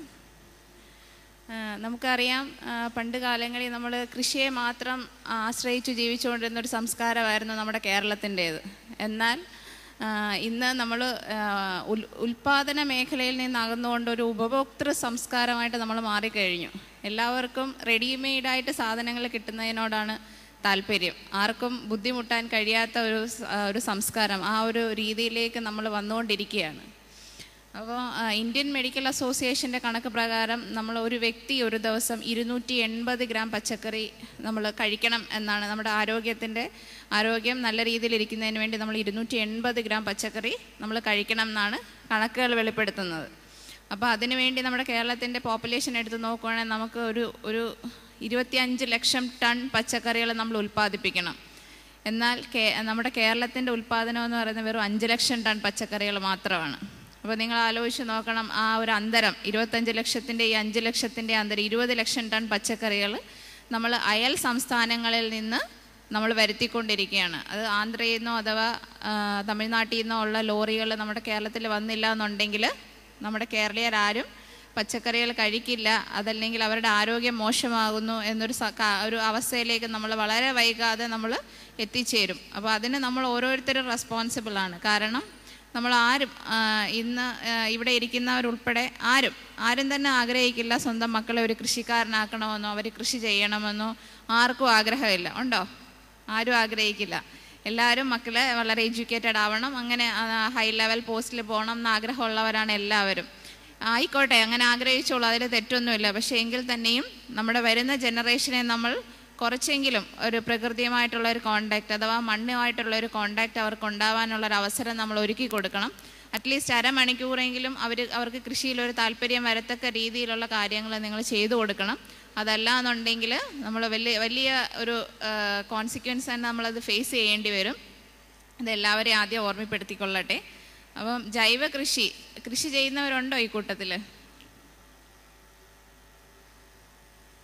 ഉണ്ട്. കുറച്ച് ആൾക്കാരൊക്കെ ചെയ്യുന്നവരുണ്ട്.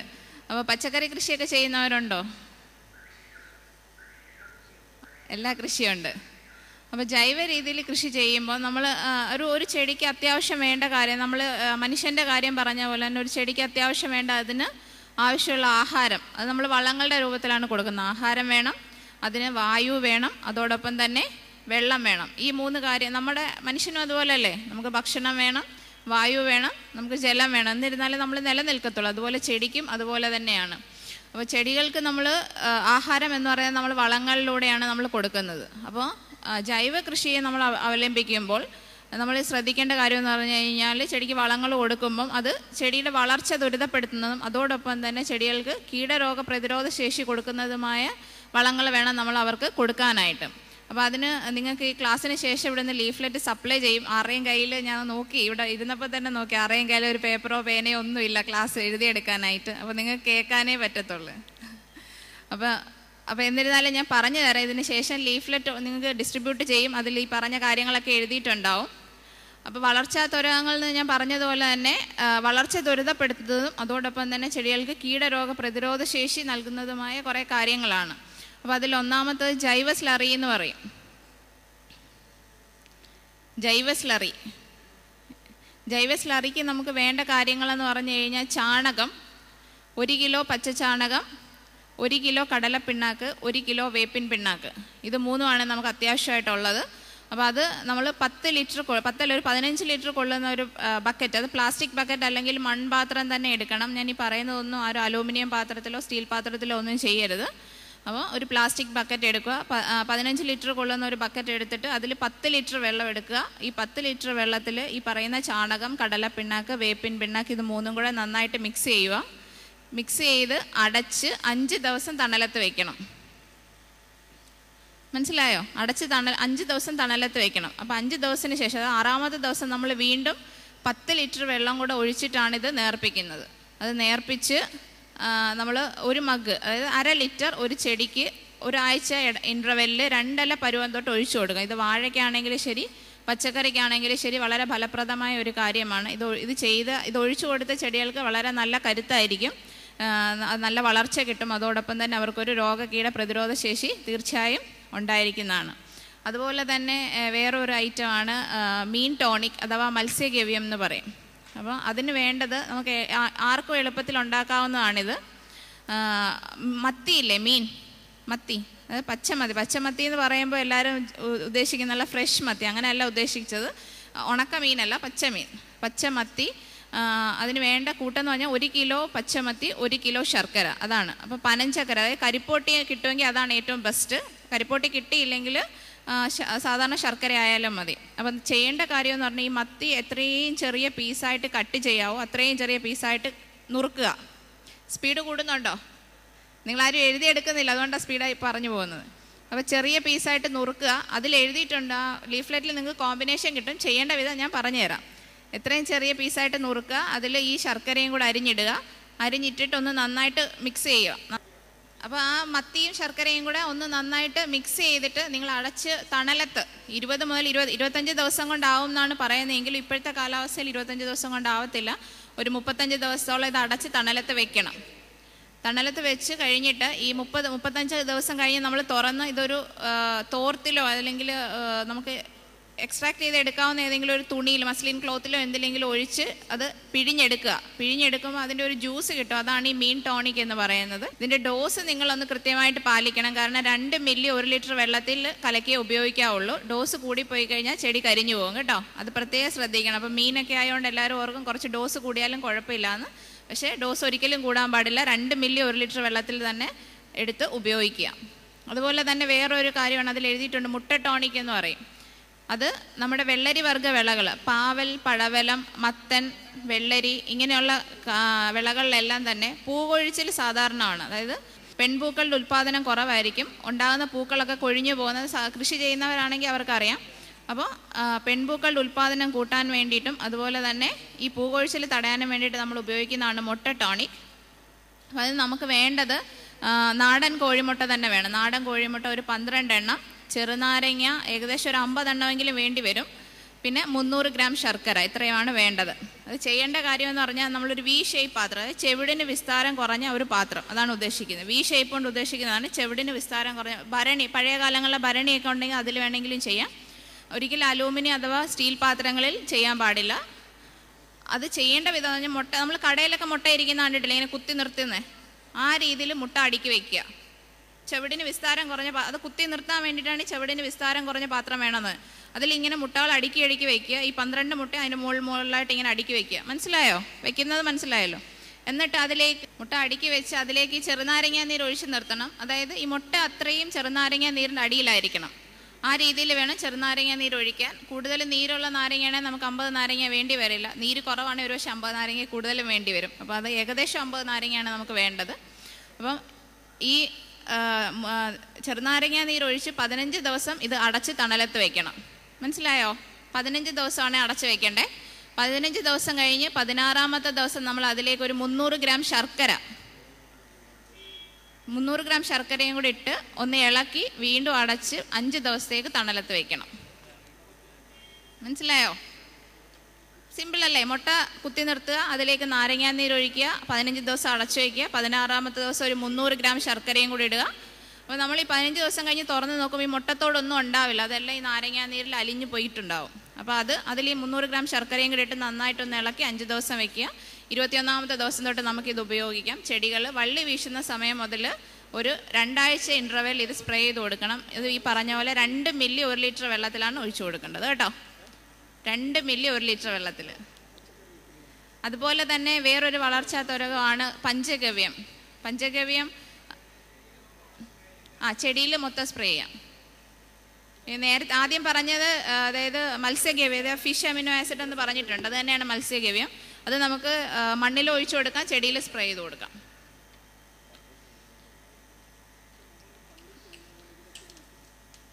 പഞ്ചഗവ്യം എന്ന് പറഞ്ഞു കഴിഞ്ഞാൽ നമുക്കറിയാം പശുവിൻ്റെ 5 കാര്യങ്ങൾ ചേർത്തിട്ടാണ് പഞ്ചഗവ്യം ഉണ്ടാക്കുന്നത്. അപ്പോൾ ശരിക്കും ക്ഷീരകർഷകരൊക്കെ ആണെങ്കിൽ അത് ചെയ്യാൻ പറ്റത്തുള്ളൂ. എങ്കിലും ആർക്കെങ്കിലും ചെയ്യാൻ പറ്റുമെങ്കിൽ ചെയ്താൽ വളരെ നല്ലതാണ്. നമ്മളെയൊക്കെ വിസ്മയിപ്പിക്കുന്ന ഒരു റിസൾട്ട് കിട്ടുന്ന ഒന്നാണ് പഞ്ചഗവ്യം. പഞ്ചഗവ്യത്തിന് വേണ്ടത് എഴുതാൻ പറ്റുന്നവർ എഴുതിക്കോ, ഞാൻ പറഞ്ഞുതരാം. പശുവിൻ്റെ 5 കാര്യങ്ങളാണ്. ഒന്ന് ചാണകം, ഗോമൂത്രം, നെയ്യ്, പാല്, തൈര്. 5 കാര്യങ്ങളായില്ലേ? അപ്പോൾ ചെയ്യേണ്ട വിധം ഇത് കുറച്ച് സീരിയസ് ആയിട്ട് ചെയ്യണം. ചെയ്യുന്നവരാരായാലും കുറച്ച് നല്ല രീതിയിൽ ചെയ്താലേ പഞ്ചഗവ്യത്തിന് ഉദ്ദേശിക്കുന്ന ആ ഒരു റിസൾട്ട് കിട്ടത്തുള്ളൂ. ഇത് മൺപാത്രത്തിൽ ചെയ്യുന്നതാണ് ഒന്നും കൂടെ നല്ല എഫക്റ്റീവായിട്ട് കിട്ടുന്നത്. മൺപാത്രത്തിൽ ചെയ്താൽ മാത്രമേ ഉള്ളൂ.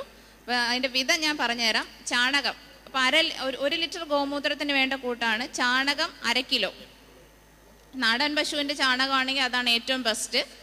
നാടൻ പശു ഇപ്പോൾ എല്ലായിടത്തും അവൈലബിൾ അല്ലാത്തതുകൊണ്ട് നിങ്ങൾക്ക് കിട്ടുന്ന ചാണകം ഇപ്പോൾ ഉപയോഗിക്കാൻ പറ്റത്തുള്ളൂ. അപ്പോൾ അതുകൊണ്ട് അത് തന്നെ എടുക്കുക. ചാണകം 1/2 കിലോ. എഴുതുന്നുണ്ടോ ആരെങ്കിലും? ഇല്ലെങ്കിൽ സ്പീഡിൽ അങ്ങ് പറഞ്ഞു പോവാം. ഗോമൂത്രം 200 മില്ലി, തൈര് 100 മില്ലി, പാല് 100 മില്ലി, നെയ്യ് 100 മില്ലി. എഴുതിയോ? ഇത് ചെയ്യേണ്ടത് ശ്രദ്ധിക്കണം. ഫസ്റ്റ് ഡേ, അതായത് ആദ്യത്തെ ദിവസം നമ്മൾ ചാണകവും നെയ്യും കൂടെയാണ് മിക്സ് ചെയ്യുന്നത്. ചാണകവും നെയ്യും കൂടെ ആദ്യത്തെ ദിവസം നന്നായിട്ട് കുഴച്ച് അതല്ലെങ്കിൽ ഒരു കമ്പോ എന്തെങ്കിലും വെച്ച് നന്നായിട്ടൊന്ന് ഇളക്കി അടച്ചൊരു കോട്ടൺ തുണി കൊണ്ട് മൂടിക്കെട്ടി 24 മണിക്കൂർ അടച്ച് തണലത്ത് വെക്കുക. അത് ഈ സമയം കൃത്യമായിട്ട് പാലിക്കണം. 24 മണിക്കൂർ. 24 മണി, ഇപ്പം ഇന്ന് വൈകുന്നേരം 5 മണിക്കാണ് ചെയ്യുന്നതെങ്കിൽ നാളെ വൈകിട്ട് 5 മണിക്കേ തുറക്കാൻ പാടുള്ളൂ. അപ്പം 24 മണിക്കൂറിന് ശേഷം അതിലേക്ക് ഗോമൂത്രം ഒഴിക്കുക. 200 മില്ലി ഗോമൂത്രം ഒഴിക്കുക. വീണ്ടും നന്നായിട്ട് ഇളക്കുക. അപ്പോൾ ഈ ഗോമൂത്രം ഒഴിക്കുന്ന ദിവസം തൊട്ട് നമ്മൾ രാവിലെയും വൈകുന്നേരവും ഇളക്കി കൊടുക്കണം. അപ്പോൾ ഇതിന് മുന്നേ ഞാൻ 2 ഐറ്റം പറഞ്ഞെങ്കിൽ അത് ഇളക്കാൻ പറഞ്ഞിട്ടില്ലായിരുന്നു, അടച്ച് വെക്കാനേ പറഞ്ഞു. ഗോമൂത്രം ഒഴിക്കുന്ന ദിവസം തൊട്ട് രാവിലെയും വൈകിട്ടും ഇളക്കി കൊടുക്കണം. അത് ഇളക്കുന്നതിന് ഒരു പ്രത്യേകതയുണ്ട്. 50 പ്രാവശ്യമെങ്കിലും രാവിലെയും വൈകിട്ടും ഇളക്കണം. അത് ഇങ്ങനെ clockwise anticlockwise ഇറക്കി കൊടുക്കണം. അപ്പോൾ 50 പ്രാവശ്യം 25 പ്രാവശ്യം ഇങ്ങനെ ഇളക്കണം, 25 പ്രാവശ്യം. അപ്പോൾ അത് 25 പ്രാവശ്യം ഇങ്ങനെ ഇളക്കിയിട്ടല്ല, പിന്നെ ഇങ്ങനെ ഇങ്ങോട്ടൊന്ന് ഇളക്കിയാൽ ഒന്ന് ഇങ്ങോട്ട് ഇളക്കണം. ആ രീതിയിൽ വേണം ഇളക്കി കൊടുക്കാനായിട്ട്. അപ്പോൾ അതെ അപ്പോൾ അങ്ങനെ 50 പ്രാവശ്യമെങ്കിലും ഒരു ദിവസം രാവിലെയും വൈകുന്നേരം ഇളക്കി കൊടുക്കാം. അപ്പോൾ ഗോമൂത്രം ഒഴിച്ചില്ലേ, ഗോമൂത്രം ഒഴിച്ച് 15 ദിവസത്തിന് ശേഷം ഇളക്കുക, അടച്ചു വയ്ക്കുക. എല്ലാ ദിവസവും ഇളക്കി കൊടുക്കണം. 15ാമത്തെ ദിവസം അതിലേക്ക് 100 മില്ലി തൈര്, ബാക്കിയുള്ള പാല്, ഗോമൂത്രം നമ്മൾ ഒഴിച്ചല്ലോ, ബാക്കിയുള്ള പാലും തൈരും കൂടെ ഒഴിച്ച് വീണ്ടും ഈ പറഞ്ഞ പോലെ 5 ദിവസം അടച്ചു വയ്ക്കും. 21ാമത്തെ ദിവസം തൊട്ട് നമുക്കിത് ഉപയോഗിക്കാം. ഇത് നിങ്ങൾ ഈ പറയുന്ന പോലെ നെല്ലിനും ഏത് വിളകൾക്ക് വേണമെങ്കിലും നമുക്ക് ഉപയോഗിക്കാവുന്ന ഒരു കാര്യമാണ്. അപ്പോൾ വാഴകൃഷിയൊക്കെ ചെയ്യുന്നവരാണെന്നുണ്ടെങ്കിൽ നമ്മൾ കൊല വിരിഞ്ഞു വരുന്ന സമയമില്ലേ, അപ്പോൾ കൊലയുടെ തൂക്കം വർദ്ധിച്ചതായിട്ട് നമ്മൾ ചെയ്ത് നോക്കിയിട്ട് കണ്ടിട്ടുണ്ട്. കൊല വിരിഞ്ഞു വരുമ്പോൾ അതിനൊരു 2 മില്ലി 1 ലിറ്റർ വെള്ളത്തിലൊരു സ്പ്രേ കൊടുക്കുക. വീണ്ടും 15 ദിവസത്തിന് ശേഷം ഒരു സ്പ്രേ വീണ്ടും കൊടുക്കുക. ഈ പറഞ്ഞ പോലെ 2 മില്ലി 1 ലിറ്റർ വെള്ളത്തിൽ കൊലയിൽ സ്പ്രേ ചെയ്ത് കൊടുക്കുക. അത് വീണ്ടും 15 ദിവസം കഴിയുമ്പോൾ ഒരു സ്പ്രേയും കൂടെ, അങ്ങനെ 3 സ്പ്രേ വരെ നമ്മൾ കൊടുത്തു കഴിഞ്ഞാൽ ഏകദേശം 2 കിലോയോളം കൊലയ്ക്ക് തൂക്കം വയ്ക്കുന്നതായിട്ട് നമ്മൾ റിസൾട്ട് നമുക്ക് കിട്ടിയിട്ടുണ്ട്. അപ്പോൾ അതുകൊണ്ട് അത് ചെയ്യാൻ കഴിയുന്നവർ, പഞ്ചഗവ്യത്തിൻ്റെ നല്ല റിസൾട്ടാണ്, ചെയ്യാൻ കഴിയുന്നവർ തീർച്ചയായിട്ടും ഇത് ചെയ്യണം. അപ്പോൾ നമ്മൾ ചെടിക്ക് വളർച്ച കൂട്ടുന്നതിന് വേണ്ടിയിട്ടുള്ള കാര്യങ്ങളാണ് നമ്മൾ ഇതുവരെ പറഞ്ഞത്. അപ്പോൾ അതിന് ശേഷം നമ്മളിനി ശ്രദ്ധിക്കേണ്ട കാര്യം രോഗകീട നിയന്ത്രണമാണ്. വളർച്ച നന്നായിട്ട് വന്ന് ചെടി നല്ല രീതിയിൽ വളർന്നു വന്നു കഴിഞ്ഞാൽ പിന്നെ നമുക്കുള്ള രോഗകീട പ്രശ്നങ്ങളാണ്. അപ്പോൾ അതിൽ രോഗങ്ങളും കീടങ്ങളും, ആദ്യം കീടങ്ങളുടെ കാര്യം തന്നെ പറയാം. നമുക്ക് 3 തരത്തിലുള്ള കീടങ്ങളുണ്ട്. ഒന്ന് നീരൂറ്റി കുടിക്കുന്നവർ, അതായത് ഇലയിൽ, തണ്ടിൽ, അല്ലെ പൂവിലൊക്കെ വന്നിട്ട് നീരൂറ്റി കുടിക്കുന്ന കീടങ്ങളുണ്ട്. അത് മുഞ്ഞ, വാഴപ്പേൻ, അതൊക്കെ നിങ്ങൾക്കറിയാം. മുഞ്ഞയൊക്കെ അറിയില്ലേ? പയറൊക്കെ കൃഷി ചെയ്യുന്നവരാണെങ്കിൽ മുഞ്ഞ വരും എന്നുള്ള കാര്യം ഉറപ്പല്ലേ? ചാഴി, അപ്പോൾ ഇതൊക്കെ നീരൂറ്റി കുടിക്കുന്ന പ്രാണികളാണ്. പിന്നെ വേറെ എന്ന് പറഞ്ഞു കഴിഞ്ഞാൽ ഇലയും തണ്ടും ഒക്കെ ഭക്ഷിക്കുന്ന സോഫ്റ്റ് ബോഡിയിലായിരിക്കും പുഴുക്കൾ വന്ന് ഇലയൊക്കെ തിന്ന് പോകുന്ന പുഴുക്കളുണ്ട്. പിന്നെ തണ്ടിനകത്ത് തുരന്ന് പോയിട്ട് വേര്, അത് തണ്ടൊക്കെ തുരന്ന് തിന്നുന്ന പുഴുക്കൾ. അപ്പോൾ അങ്ങനെ 3 ടൈപ്പാണ് പ്രധാനമായിട്ട് നമുക്ക് കീടങ്ങളുള്ളത്. അപ്പോൾ നീരൂറ്റി കുടിക്കുന്ന പ്രാണികൾക്ക് നമ്മൾ കോമൺ ആയിട്ട് നമ്മൾ ചെയ്യുന്ന ഒന്നാണ് വേപ്പെണ്ണ എമൽഷൻ. അത് നിങ്ങൾക്ക് ഇതിൽ തന്നിട്ടുണ്ട്. അപ്പോൾ ഇതിൽ വേപ്പെണ്ണ എഴുതിയിട്ടുണ്ട്. അത് ചെയ്യേണ്ടതെന്ന് പറഞ്ഞാൽ നമ്മൾ ഇതിനകത്ത് ബാർ സോപ്പ് ഉപയോഗിക്കാൻ പറഞ്ഞിട്ടുണ്ട്. ചെയ്യേണ്ട വിധം 1 ലിറ്റർ വെള്ളം എടുക്കുക. 1 ലിറ്റർ വെള്ളത്തിലേക്ക് നമ്മൾ 1 ലിറ്റർ വേപ്പെണ്ണ ഒഴിക്കുന്നു.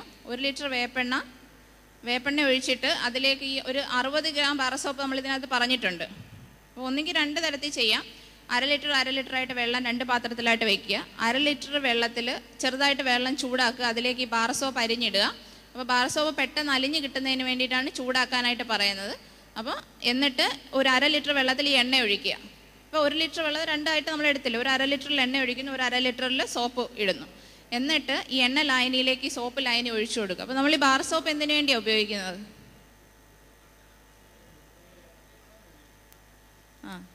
അല്ല, എന്താണ് ബാർ സോപ്പിൻ്റെ പർപ്പസ് എന്താണ്? ഞാൻ കഴിഞ്ഞ ദിവസം ക്ലാസ് എടുക്കാൻ പോയപ്പോൾ ഒരാൾ പറഞ്ഞ് കീടങ്ങളെയൊക്കെ സുന്ദരികളാക്കി വെളുപ്പിക്കാൻ വേണ്ടിയിട്ടാണ്. എന്തിനു വേണ്ടിയാ? നമുക്ക് ഒരിക്കലും ഒരു വെള്ളത്തിലോട്ട് എണ്ണ ഒഴിച്ച് അലിഞ്ഞ് കിട്ടുമോ? ഇല്ല, അലിഞ്ഞ് കിട്ടുമോ? അപ്പോൾ ഈ എണ്ണ വെള്ളത്തിൽ അലിയിച്ചെടുക്കുന്നതിന് വേണ്ടിയിട്ടാണ് നമ്മൾ ബാർ സോപ്പ് ഉപയോഗിക്കുന്നത് കേട്ടോ. അപ്പോൾ നമ്മൾ സോപ്പും കൂടെ ഒഴിച്ച് കഴിഞ്ഞാൽ, സോപ്പ് ലൈനിങ് ഒഴിച്ച് കഴിഞ്ഞാൽ നമ്മുടെ എമൽഷൻ റെഡിയായി. അപ്പോൾ എമൽഷൻ നമ്മൾ പയർ കൃഷിക്ക് വേണ്ടിയിട്ടാണെങ്കിൽ ഇതിൽ കോമൺ ആയിട്ട് 40 ഇരട്ടി വെള്ളം എന്ന് എഴുതിയിരിക്കുന്നത്. നമ്മൾ പക്ഷേ പയർ കൃഷിക്കാണ്, പയർ വർഗ്ഗ ചെടികൾക്ക് വേണ്ടിയിട്ടാണെങ്കിൽ 15 ലിറ്റർ വെള്ളം ചേർത്തിട്ട് സ്പ്രേ ചെയ്താൽ മതിയാവും കേട്ടോ. ബാക്കിയുള്ള വിളകൾക്കെല്ലാം നമ്മൾ 40 ഇരട്ടി വെള്ളം ചേർത്തിട്ടാണ് സ്പ്രേ ചെയ്യുന്നത്. അതുപോലെ ഇതിൽ വേപ്പിൻ കുരു മിശ്രിതം എഴുതിയിട്ടുണ്ട്. അത് വേപ്പിൻ കുരു കിട്ടാൻ ബുദ്ധിമുട്ടാണ്, അങ്ങാടിക്കടയിലോ മറ്റോ കിട്ടത്തുള്ളൂ. പക്ഷേ ഇത് നമുക്ക് ഏറ്റവും ബെസ്റ്റാണ്. അതായത് കായ് തണ്ട് തുരക്കുന്ന പുഴു, നമുക്ക് തക്കാളി, വഴുതന ഇങ്ങനെയുള്ള വിളകളിൽ നമുക്ക് ശ്രദ്ധിച്ചാൽ അറിയാം, ചെടി ഇങ്ങനെ വാടി നിൽക്കുന്നുണ്ടാവും, പക്ഷേ തണ്ടൊക്കെ തുരന്ന് അതിനകത്ത് പുഴു ഉണ്ടാവും. ഫ്രൂട്ടിൽ അതുപോലെ വഴുതനയ്ക്കകത്തും ഈ പുഴുക്കൾ വരാറുണ്ട്. അപ്പോൾ അതിന് വേണ്ടിയിട്ടാണ് വേപ്പിൻ കുരു മിശ്രിതം. ഇത് നല്ല റിസൾട്ടാണ്. നിങ്ങൾക്ക് വേപ്പിൻ കുരു അവൈലബിൾ ആയിട്ടുണ്ടെന്നുണ്ടെങ്കിൽ നിങ്ങളിത് ചെയ്യണം. ഈ പറയുന്ന പോലെ ജൈവ കൃഷി അവലംബിക്കാൻ നമ്മൾ പ്രത്യേകം ശ്രദ്ധിക്കണം. നമ്മൾ ഒരു രോഗമോ അല്ലെങ്കിൽ ഒരു കീടത്തിനെയോ കണ്ടതിന് ശേഷം വന്ന് നമ്മളൊരു ജൈവ കീടനാശിനി അപ്ലൈ ചെയ്താൽ നമുക്ക് അതിൻ്റെ ആ റിസൾട്ട് കിട്ടത്തില്ല. കാരണം എന്ന് പറഞ്ഞു കഴിഞ്ഞാൽ നമ്മൾ ജൈവ കൃഷി കൊണ്ട് ഉദ്ദേശിക്കുന്നത് ഈ കീടങ്ങളോ അല്ലെങ്കിൽ രോഗാണുക്കളോ പ്രകൃതിയിൽ നിൽക്കുന്നതുകൊണ്ട് നമുക്ക് എന്തെങ്കിലും കുഴപ്പമുണ്ടോ? അവരും ജീവിച്ചോട്ടെ, നമ്മളെ പക്ഷെ അവർ ഉപദ്രവിക്കാൻ പാടില്ല. അത്രയും നമ്മുടെ പോളിസിയുള്ളൂ. അവരെ കൊല്ലണം നമുക്ക് നിർബന്ധമുണ്ടോ? ആർക്കെങ്കിലും നിർബന്ധമുണ്ടോ? അപ്പോൾ അവർ നമ്മുടെ ചെടികളെ നമ്മളെ ദ്രോഹിക്കുന്ന വിധം ഒരു ലോസ് നമുക്ക് ഉണ്ടാവരുത്, അത്രയും നമ്മൾ ഉദ്ദേശിക്കുന്നു. അപ്പോൾ അവരെ അകറ്റി നിർത്താൻ വേണ്ടിയിട്ട് ഇതിൻ്റെ സ്മെല്ല് അല്ലെങ്കിൽ ഇതിൻ്റെ ടേസ്റ്റ് കൊണ്ട് അവർക്ക് ചെടി ഭക്ഷ്യയോഗ്യം ആക്കരുത്, അതേ ഇതിൻ്റെ ഒരു പർപ്പസ് ഉള്ളൂ. അപ്പോൾ അതുകൊണ്ട് നിങ്ങൾ ഇത് ഒരു പ്രൊഫൈലൈറ്റിക്ക് തന്നെ ആദ്യം തന്നെ സ്പ്രേ ചെയ്ത് കൊടുക്കണം. ഇത് വരും, അല്ലെങ്കിൽ മുഞ്ഞ വരും. മുഞ്ഞയെന്ന് പറഞ്ഞാൽ നീരൂറ്റി കുടിക്കുന്ന ഒരു പ്രാണിയാണ്. അപ്പോൾ അത് വരും എന്ന് കണ്ടുകൊണ്ട് മുൻകൂട്ടിയെ സ്പ്രേ ചെയ്യുക. ചെടികൾ ഒരു 6 അല്ലെങ്കിൽ വള്ളി വീശുന്ന സമയം മുതലേ ഒരു 2 ആഴ്ച ഇടവിട്ട് നിങ്ങൾ രോഗം വന്നാലും അല്ലെങ്കിൽ കീടം വന്നാലും ഇല്ലെങ്കിലും സ്പ്രേ ചെയ്ത് കൊടുത്തു കഴിഞ്ഞാൽ നിങ്ങൾക്ക് നല്ല ഒരു 75% നിങ്ങളുടെ ചെടികളെ നിങ്ങൾക്ക് രക്ഷിച്ചെടുക്കാൻ കഴിയും. രോഗം അല്ല കീടം കണ്ടതിന് ശേഷം നിങ്ങൾ ജൈവ കീടനാശിനി അപ്ലൈ ചെയ്താൽ നിങ്ങൾ ഉദ്ദേശിക്കുന്ന ഒരു റിസൾട്ട് കിട്ടത്തില്ല. അത് പ്രത്യേകം ശ്രദ്ധിച്ചോണം. അപ്പോൾ വേപ്പിൻ കുരു മനസ്സിലായത് വായിച്ചു കഴിഞ്ഞാൽ അറിയാം. വാഴയുടെ എന്തിനു വേണ്ടിയാ സാറേ? പിണ്ടിപ്പുഴുവിന് ഇത് പറ്റത്തില്ല. പിണ്ടിപ്പുഴു കോമൺ ആയിട്ട് വരുന്ന സ്ഥലമാണെന്നുണ്ടെങ്കിൽ വേപ്പെണ്ണ എമൽഷൻ പറഞ്ഞില്ലേ, വേപ്പെണ്ണ എമൽഷൻ ഒരു 3 മാസം പ്രായം മുതൽ അതിന് തളിച്ചു കൊടുത്തു കഴിഞ്ഞ് കഴിഞ്ഞാൽ നിയന്ത്രിക്കാൻ പറ്റും. അഥവാ കുറച്ച് വാഴ മാത്രമേ കൃഷിയുള്ള ഒരാളാണെന്നുണ്ടെങ്കിൽ നമുക്ക് 3 മാസം പ്രായമായ വാഴയിൽ ചെളിമണ്ണില്ലേ, പശമണ്ണ് തേച്ച് തടയിൽ തേച്ച് കൊടുക്കുക. കാരണം പിണ്ടിപ്പുഴു നമ്മുടെ വാഴയെ ആക്രമിക്കുന്നത് 3 മാസം മുതൽ 3 മാസം അല്ലെങ്കിൽ 4 മാസം പ്രായമുള്ള വാഴയിലാണ് ഈ വണ്ട് വന്ന് മുട്ടയിടുന്നത്. പക്ഷെ പലരുടെയും ധാരണ ഇത് മാണത്തിൽ നിന്ന് മുകളിലേക്ക് കയറി വരുന്നു എന്നൊരു ധാരണയാണ്. അത് തെറ്റാണ് ആ ധാരണ. 3 മാസം പ്രായമുള്ള വാഴയിൽ ഈ വണ്ട് വന്ന് മുട്ടയിടുന്നു. അത് ആ മുട്ട അവിടെ നിന്ന് വിരിഞ്ഞ് പുഴുവായി, ആ പുഴു അതിനകത്തെ പിണ്ടിയെല്ലാം തിന്ന് അത് വണ്ടാവുന്ന സമയത്ത് അത് പുറത്തോട്ട് ചല ഒലിപ്പിച്ചുകൊണ്ട് അത് പുറത്തോട്ട് ചാടുന്ന അവസ്ഥയിലേ നമ്മൾ കാണത്തുള്ളൂ. അപ്പോൾ നമ്മൾ ചെളിമണ്ണ് തേക്കുന്നതിൻ്റെ പർപ്പസ് എന്ന് പറഞ്ഞാൽ ആ വണ്ടിന് അവിടെ വന്ന് മുട്ടയിടാനുള്ള ഒരു സിറ്റുവേഷൻ നമ്മൾ ബ്രേക്ക് ആക്കും, അത്രയേ ഉള്ളൂ. അപ്പോൾ അതുകൊണ്ട് ഈ ചെളിമണ്ണ് തേച്ച് രക്ഷപ്പെടുത്താൻ പറ്റുമെങ്കിൽ ഏറ്റവും ബെസ്റ്റ് അതാണ്. ഇലകൾ നശിപ്പിച്ച് കളയാം. അത് പിണ്ടിപ്പുഴുവിൻ്റെ ആക്രമണം കാര്യമായിട്ടുള്ള സ്ഥലമാണ്. ഉണങ്ങിയ ഇലകളെല്ലാം കണ്ടിച്ച് വാഴ ക്ലീനാക്കി നിർത്തുന്നത് തന്നെയാണ് നല്ലത്. അപ്പോൾ വേപ്പിൻ കുരു ഇത് പറഞ്ഞതുപോലെ വേപ്പിൻ കുരു എടുക്കുക. 50 ഗ്രാം വേപ്പിൻ കുരു ഇടിച്ച് പൊടിക്കുക, മീൻസ് ചെറുതായിട്ട് ചതയ്ക്കുക, ഒരു തുണി കിഴിക്കകത്ത് കെട്ടുക, 12 മണിക്കൂർ നേരം വെള്ളത്തിൽ ഇട്ട് വയ്ക്കുക. 1 ലിറ്റർ വെള്ളം എടുക്കുക, ഇത് ഇട്ട് വയ്ക്കുക. എന്നിട്ട് പല പ്രാവശ്യമായിട്ട് അതിങ്ങനെ കിഴി എടുക്കുക, ഞെക്കി പിഴിയുക, വീണ്ടും അതിനകത്ത് ഇടുക. എന്ന് വെച്ചാൽ അത് മൊത്തം എക്സ്ട്രാക്റ്റ് ആയിട്ട് വരാൻ വേണ്ടിയിട്ടാണ്. അപ്പോൾ ആ കിട്ടുന്ന ആ ജ്യൂസ് അതിനെയാണ് നമ്മൾ വേപ്പിൻ കുരു സത്തെന്ന് പറയുന്നത്. അത് ഈ പറഞ്ഞതുപോലെ 6 ഗ്രാം ബാർ സോപ്പ്, 50 മില്ലി വെള്ളത്തിൽ 6 ഗ്രാം ബാർ സോപ്പ് എടുത്ത് അലിയിച്ച് അതും കൂടെ ചേർത്ത് നമ്മൾ 6 ലിറ്റർ വെള്ളം ചേർത്തിട്ടാണ് സ്പ്രേ ചെയ്യുന്നത്. അതുപോലെ ഞാൻ പറഞ്ഞ പോലെ ഇലയൊക്കെ തിന്നുന്ന പുഴുക്കളെന്ന് പറഞ്ഞില്ലേ, അപ്പോൾ അതിന് വേണ്ടിയിട്ടാണ് ഗോമൂത്രം, കാന്താരി മുളക് ലായനി. ഇത് വളരെ നല്ലതാണ്. 100 മില്ലി ഗോമൂത്രം 4 പച്ച കാന്താരി മുളക് അരച്ചതുമായി യോജിപ്പിച്ച് 1 ലിറ്റർ വെള്ളം ചേർത്ത് പുഴുവിനെ നിയന്ത്രിക്കാവുന്നതിൽ എഴുതിയിട്ടുണ്ട്. അപ്പോൾ അതിൽ ഒന്നും കൂടെ കൂടുതലായിട്ട് ചെയ്യുന്ന ആൾക്കാരുണ്ടെങ്കിൽ 1 ലിറ്റർ ഗോമൂത്രത്തിന് 10 ഗ്രാമാണ് കാന്താരി മുളക് കണക്ക്. 1 ലിറ്റർ ഗോമൂത്രം 10 ഗ്രാം കാന്താരി മുളക്. അത് 1 ലിറ്റർ ഗോമൂത്രം നമ്മൾ 10 ലിറ്റർ വെള്ളത്തിൽ നിറപ്പിച്ചിട്ടാണ് ഉപയോഗിക്കുന്നത് കേട്ടോ. ചെളിയല്ലാതെ വേപ്പെണ്ണ എമൽഷൻ സ്പ്രേ ചെയ്യാൻ പറ്റും. 3 മാസം മുതൽ ഒരു 15 ദിവസം ഇൻ്റർവെല്ലിൽ സ്പ്രേ ചെയ്ത് കൊടുക്കാം. വരുന്നതിന് മുന്നേ തന്നെ സ്പ്രേ ചെയ്ത് കൊടുക്കണം. അതുപോലെയുള്ളതാണ് മഞ്ഞൾപ്പൊടി സോഡാപ്പൊടി മിശ്രിതം എന്ന് പറഞ്ഞാൽ ചീരയിൽ ഇലപ്പുള്ളി രോഗം കൃത്യമായി മീൻസ് ചീര കൃഷി ചെയ്യുന്ന കർഷകർക്ക് അറിയാം ഇലപ്പുള്ളി രോഗം വരാറുണ്ട്. അത് ഈ മഴ സീസണിലാണ് കൂടുതലായിട്ട് വരുന്നത്. അപ്പോൾ അതിന് നമുക്ക് കാര്യമായൊരു കൺട്രോൾ മെഷർ പറയാൻ പറ്റില്ല. എങ്കിൽ തന്നെയും നമുക്ക് ചെയ്യാവുന്ന ഒരു കാര്യം പച്ചച്ചീരയും ചുമന്ന ചീരയും കൂടെ ഇട കലർത്തി നടുക. അതിനുശേഷം അതല്ലെന്നുണ്ടെങ്കിൽ നമുക്ക് ചെയ്യാവുന്ന ഈ പറഞ്ഞ പോലെ 4 ഗ്രാം പാൽക്കായം, 4 ഗ്രാം മഞ്ഞൾപ്പൊടി, 1 ഗ്രാം സോഡാപ്പൊടി 1 ലിറ്റർ വെള്ളത്തിൽ അലിയിച്ചിട്ട് ഇലയുടെ 2 വശവും വീഴത്തക്ക രീതിയിൽ സ്പ്രേ ചെയ്ത് കൊടുക്കുക. പിന്നെ ഈ പറഞ്ഞ പോലെ ഇലസത്തൊരെണ്ണം പറഞ്ഞിട്ടുണ്ട്. അത് ഈ പറയുന്ന ഇലയെന്നല്ല, നിങ്ങൾക്ക് സമീപ പ്രദേശങ്ങളിൽ നിങ്ങളുടെ വീടിനടുത്ത് അവൈലബിൾ ആയിട്ടുള്ള ഏത് ഇലകളും, അതായത് നിങ്ങൾ ശ്രദ്ധിക്കേണ്ട കാര്യം ഒന്നിൽ കന്നുകാലികൾ കഴിക്കാത്ത ഇലകൾ, ചവർപ്പ് രസമുള്ള അല്ലെങ്കിൽ നല്ല മണമുള്ളത് കറയുള്ളതായിട്ടുള്ള ഇലകൾ ഏത് വേണമെങ്കിലും നിങ്ങൾക്ക് സെലക്ട് ചെയ്യാം. സെലക്ട് ചെയ്തിട്ട് എടുക്കുന്നത് ഇപ്പോൾ 5 ഇല എടുക്കുകയാണെങ്കിൽ 5ഉം ഈക്വൽ ക്വാണ്ടിറ്റി ആയിരിക്കണം. ഇപ്പോൾ 250 ഗ്രാം ഒരു ഇല എടുക്കുകയാണെങ്കിൽ അടുത്ത ഇല 250 ഗ്രാം ഉണ്ട്. അങ്ങനെ ഈ 5 ടൈപ്പ് ഇല 250 ഗ്രാം വീതം എടുക്കുക. 250 ഞാനൊരു എക്സാമ്പിൾ പറഞ്ഞാണ്. നിങ്ങൾ എടുക്കുന്ന ഈക്വൽ ക്വാണ്ടിറ്റി ആയിരിക്കണം എടുക്കുക. അതിനെ ഒന്നെങ്കിൽ അത് 2 ടൈപ്പായിട്ട് ചെയ്യാറുണ്ട്. ഒന്നെങ്കിൽ ഗോമൂത്രം, അതായത് പശുവൊക്കെ വളർത്തുന്നവരാണെന്നുണ്ടെങ്കിൽ ഗോമൂത്രത്തിനകത്ത് ഈ ഇല ഇമേഴ്സ് ചെയ്ത് ഗോമൂത്രത്തിലിട്ട് 15 ദിവസം അടച്ചു വയ്ക്കുക. 15 ദിവസം കഴിഞ്ഞിട്ട് ഇത് അരിച്ചെടുത്തതിന് ശേഷം അതിൽ 1 ലിറ്റർ 10 ലിറ്റർ വെള്ളത്തിൽ നിറപ്പിച്ച് നമുക്ക് ചെടിയൊക്കെ ഉപയോഗിക്കാം. അതല്ലാന്നുണ്ടെങ്കിൽ വേറൊരു രീതിയിലും ചെയ്യാം. അതായത് ചാക്കിൽ ഈ ഇലകൾ കെട്ടിവെച്ചിട്ട് അതിന് വലിയ ലാർജ് സ്കെയിലിൽ ചെയ്യുമ്പോൾ അങ്ങനെ ചെയ്യാം. 100 ലിറ്റർ വെള്ളത്തിൽ 5 കിലോ ചാണകം, പിന്നെ 100 ഗ്രാം ശർക്കര, ഒരു 10 ഗ്രാം ഈസ്റ്റ് ഉണ്ടല്ലോ, നമ്മൾ അപ്പത്തിനൊക്കെ ഇടുന്ന ഈസ്റ്റ്, അതും കൂടെ ചേർത്തിട്ട് 15 ദിവസം ഇങ്ങനെ വെച്ചേക്കാം. രാവിലെ വൈകിട്ടൊന്ന് ഇളക്കി കൊടുക്കണം. 15 ദിവസം കഴിഞ്ഞിട്ട് ഇതിൽ നിന്ന് ഈ ലായനി എടുത്തിട്ട് അതിൽ നിന്ന് 1 ലിറ്റർ 10 ലിറ്റർ വെള്ളത്തിൽ ചേർത്തിട്ട് നമുക്ക് വേറെ 1-2 മിത്ര കുമിളും ഉണ്ട്. മിത്ര ബാക്ടീരിയ 2 നമുക്ക് മാർക്കറ്റിൽ അവൈലബിൾ ആയിട്ടുണ്ട്. ഒന്ന് ട്രൈക്കോഡെർമ എന്ന് പറയും, ഒന്ന് അതുപോലെ സ്യൂഡോമോണസ് എന്ന് പറയും. ട്രൈക്കോഡെർമ എന്ന് പറഞ്ഞു കഴിഞ്ഞാൽ ഒരു മിത്ര കുമിളാണ്. അത് നമുക്കറിയാം തക്കാളി, മുളക്, വഴുതന ഇതിലൊക്കെ നമുക്ക് ചീയൽ രോഗം, തൈകൾക്ക് ചീയൽ രോഗം കാര്യമായിട്ട് ബാധിക്കാറുണ്ട്. അപ്പോൾ അത് ഈ ട്രൈക്കോഡെർമ നമ്മളത് ചാണകപ്പൊടിയിലും വേപ്പിൻ പൊടിയിലുമാണ് അത് ഡെവലപ്പ് ചെയ്തെടുക്കുന്നത്. അപ്പോൾ അതായത് 9:1 എന്ന അനുപാതത്തിൽ വേപ്പിൻ പിണ്ണാക്കും ചാണകപ്പൊടിയും കൂടെ മിക്സ് ചെയ്ത് അതിൽ ഈ ട്രൈക്കോഡെർമ കൾച്ചർ വെതറി അതിനെ നമ്മൾ ചെടിക്ക് ഇട്ട് കൊടുക്കുകയാണ്. അത് നിങ്ങൾക്ക് KVK ഇവിടെ തിരുവല്ലയിൽ KVK ഉണ്ട്, അവിടെ അവൈലബിൾ ആയിട്ട് കിട്ടും ട്രൈക്കോഡെർമ. അത് വാങ്ങിച്ച് നിങ്ങൾ ഇടുകയാണെന്നുണ്ടെങ്കിൽ വളരെ നല്ലതാണ്. അതുപോലെ ഒന്നുള്ളതാണ് സ്യൂഡോമോണസ്. സ്യൂഡോമോണസ് എന്ന് പറഞ്ഞാൽ ഒരു മിത്ര ബാക്ടീരിയയാണ്. അതിൻ്റെ ഒരു പൗഡർ ഫോമിൽ വാങ്ങിക്കാൻ കിട്ടും. അപ്പോൾ അത് 20 ഗ്രാം 1 ലിറ്റർ വെള്ളത്തിൽ എന്നുള്ളതാണ് കണക്ക്. അതെടുത്ത് നിങ്ങൾ മണ്ണിലൊഴിച്ചു കൊടുക്കുക, അല്ലെങ്കിൽ സ്പ്രേ ചെയ്ത് കൊടുക്കുക. ഇപ്പോൾ വെറ്റില കർഷകരൊക്കെ ഉണ്ടെങ്കിൽ അവർക്ക് ഏറ്റവും നല്ലതാണ് സ്യൂഡോമോണസ്. ഇഞ്ചിക്കൊക്കെ പഴുപ്പിനെതിരെ വളരെ നല്ലതാണ്.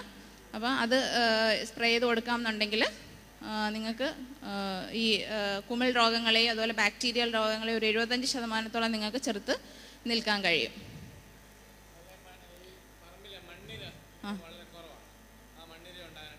ചാണകം ഇട്ട് കൊടുത്താൽ മതി. ചാണകം മണ്ണിരകൾ കുറവാണെന്നുണ്ടെങ്കിൽ ചാണകം ഇട്ട് കൊടുത്തു കഴിഞ്ഞാൽ മണ്ണിര നന്നായിട്ട് വർദ്ധിക്കും. നന്ദി പ്രകാശിപ്പിക്കുന്നതിനായി ജോജി അച്ഛനെ ക്ഷണിച്ചോളൂ. ഏറ്റവും സ്നേഹം നിറഞ്ഞ വൈദിക ശ്രേഷ്ഠരെ, പരിസ്ഥിതി സെമിനാറിൽ പങ്കെടുക്കുന്ന ആദരണീയരായ വ്യക്തികളെ, പരിമല പെരുന്നാളിനോട് അനുബന്ധിച്ചിട്ടുള്ള ഈ പരിസ്ഥിതി സെമിനാർ ഏറ്റവും വിജയകരമായി നടത്തുവാൻ ദൈവം അനുഗ്രഹിച്ചതിലുള്ള സ്തുതിയും സ്തോത്രവും ദൈവമുമ്പിൽ സമർപ്പിക്കുന്നു. ഈ യോഗത്തിന് അധ്യക്ഷം വഹിച്ച അഭിമതനായ പരിസ്ഥിതി കമ്മീഷന്റെ പ്രസിഡന്റ് കുറിയാക്കോസ് മാർ ക്ലീമീസ് തിരുമേനിയോടും ഉദ്ഘാടനം നടത്തിയ നിരണം ബദിരാസനാധിപൻ അഭിമതനായ ഡോക്ടർ യൂഹാനോൻ മാർ ക്രിസ്റ്റോസ്റ്റമോസ് തിരുമനസിനോടും പരിസ്ഥിതിയും ആധ്യാത്മികതയും എന്ന വിഷയത്തിൽ പ്രഭാഷണം നടത്തിയ ഡോക്ടർ മാത്യു ഡാൻ അവറുകളോടും അതോടൊപ്പം തന്നെ ജൈവ കൃഷിയിൽ പ്രഭാഷണം നടത്തിയ ബഹുമാനപ്പെട്ട അഞ്ജന എസ് അവറുകളോടും ആശംസ അർപ്പിച്ച ഔഗേൻ റംബാനോടും ബഹുമാനരായ EBC മാത്യു, K വർഗീസ്, ബഹുമാനപ്പെട്ട ഗിവർഗീസ് കോശിയച്ചൻ, ബഹുമാനനായ സാമച്ചൻ, ഇതിൽ സംബന്ധിക്കുന്ന ഇതിന് നേതൃത്വം കൊടുത്ത നിരണം ഭദ്രാസന പരിസ്ഥിതി കമ്മീഷന്റെ ഭാരവാഹികൾ എല്ലാവരോടുമുള്ള സ്നേഹവും നന്ദിയും അറിയിക്കുന്നു. ബയോഗ്യാസ് പ്ലാന്റിന്റെ പ്രദർശനം ഇവിടെ ക്രമീകരിച്ചതായിരുന്നു. തിരുവനന്തപുരത്ത് നിന്ന് അതിൻ്റെ ക്രമീകരണത്തിനായിട്ടുള്ള വാഹനം പുറപ്പെട്ടുവെങ്കിലും അതിന് ഉണ്ടായ ഒരു പ്രതിസന്ധി കൊണ്ടാണ് ഇവിടെ വരുവാൻ കഴിയാതിരുന്നത്. എന്നാൽ ബയോഗ്യാസിൻ്റെ നോട്ടീസ് ഇവിടെ വിതരണം ചെയ്തിട്ടുണ്ട്. ആ അഡ്രസ്സിൽ നിങ്ങൾ ബന്ധപ്പെട്ടാൽ നിങ്ങൾക്ക് ബയോഗ്യാസ് അത് സ്ഥാപിക്കുവാനുള്ള ക്രമീകരണങ്ങൾ ചെയ്യാവുന്നതാണ്. അതോടൊപ്പം തന്നെ മാലിന്യ സംസ്കരണം ഏറ്റവും എളുപ്പകരമായി നടത്തുവാനായിട്ടുള്ള ഒരു നോട്ടീസും കൂടെ അതിൻ്റെ പ്രവർത്തകർ ഇവിടെ നൽകിയിട്ടുണ്ട്. വേസ്റ്റ് റിഡർ എന്ന പേരിൽ ഉറവിടത്തിൽ മാലിന്യ സംസ്കരണം നടത്തുവാനുള്ള ഉത്തമമായിട്ടുള്ള ഒരു ഉപാധി അവർ അതിൻ്റെ നോട്ടീസ് ഇപ്പോൾ വിതരണം ചെയ്യുന്നതാണ്. ഇതിൽ പങ്കെടുത്ത എല്ലാവരോടുമുള്ള നന്ദിയും സ്നേഹവും അറിയിക്കുന്നു. പ്രത്യേകിച്ച് നിരണം ഭദ്രാസന പരിസ്ഥിതി കമ്മീഷന്റെ നേതൃത്വത്തിലാണ് ഈ കാര്യങ്ങളെല്ലാം തന്നെ ഇവിടെ ക്രമീകരിച്ചത്. നിരണം ഭദ്രാസന പരിസ്ഥിതി കമ്മീഷന്റെ സെക്രട്ടറി ബഹുമാനപ്പെട്ട ഷാജി സി പോൾ സാർ, അതിൻ്റെ ആദരണീയരായ പ്രവർത്തകർ എല്ലാവരോടുമുള്ള നന്ദിയും സ്നേഹവും അറിയിക്കുന്നു.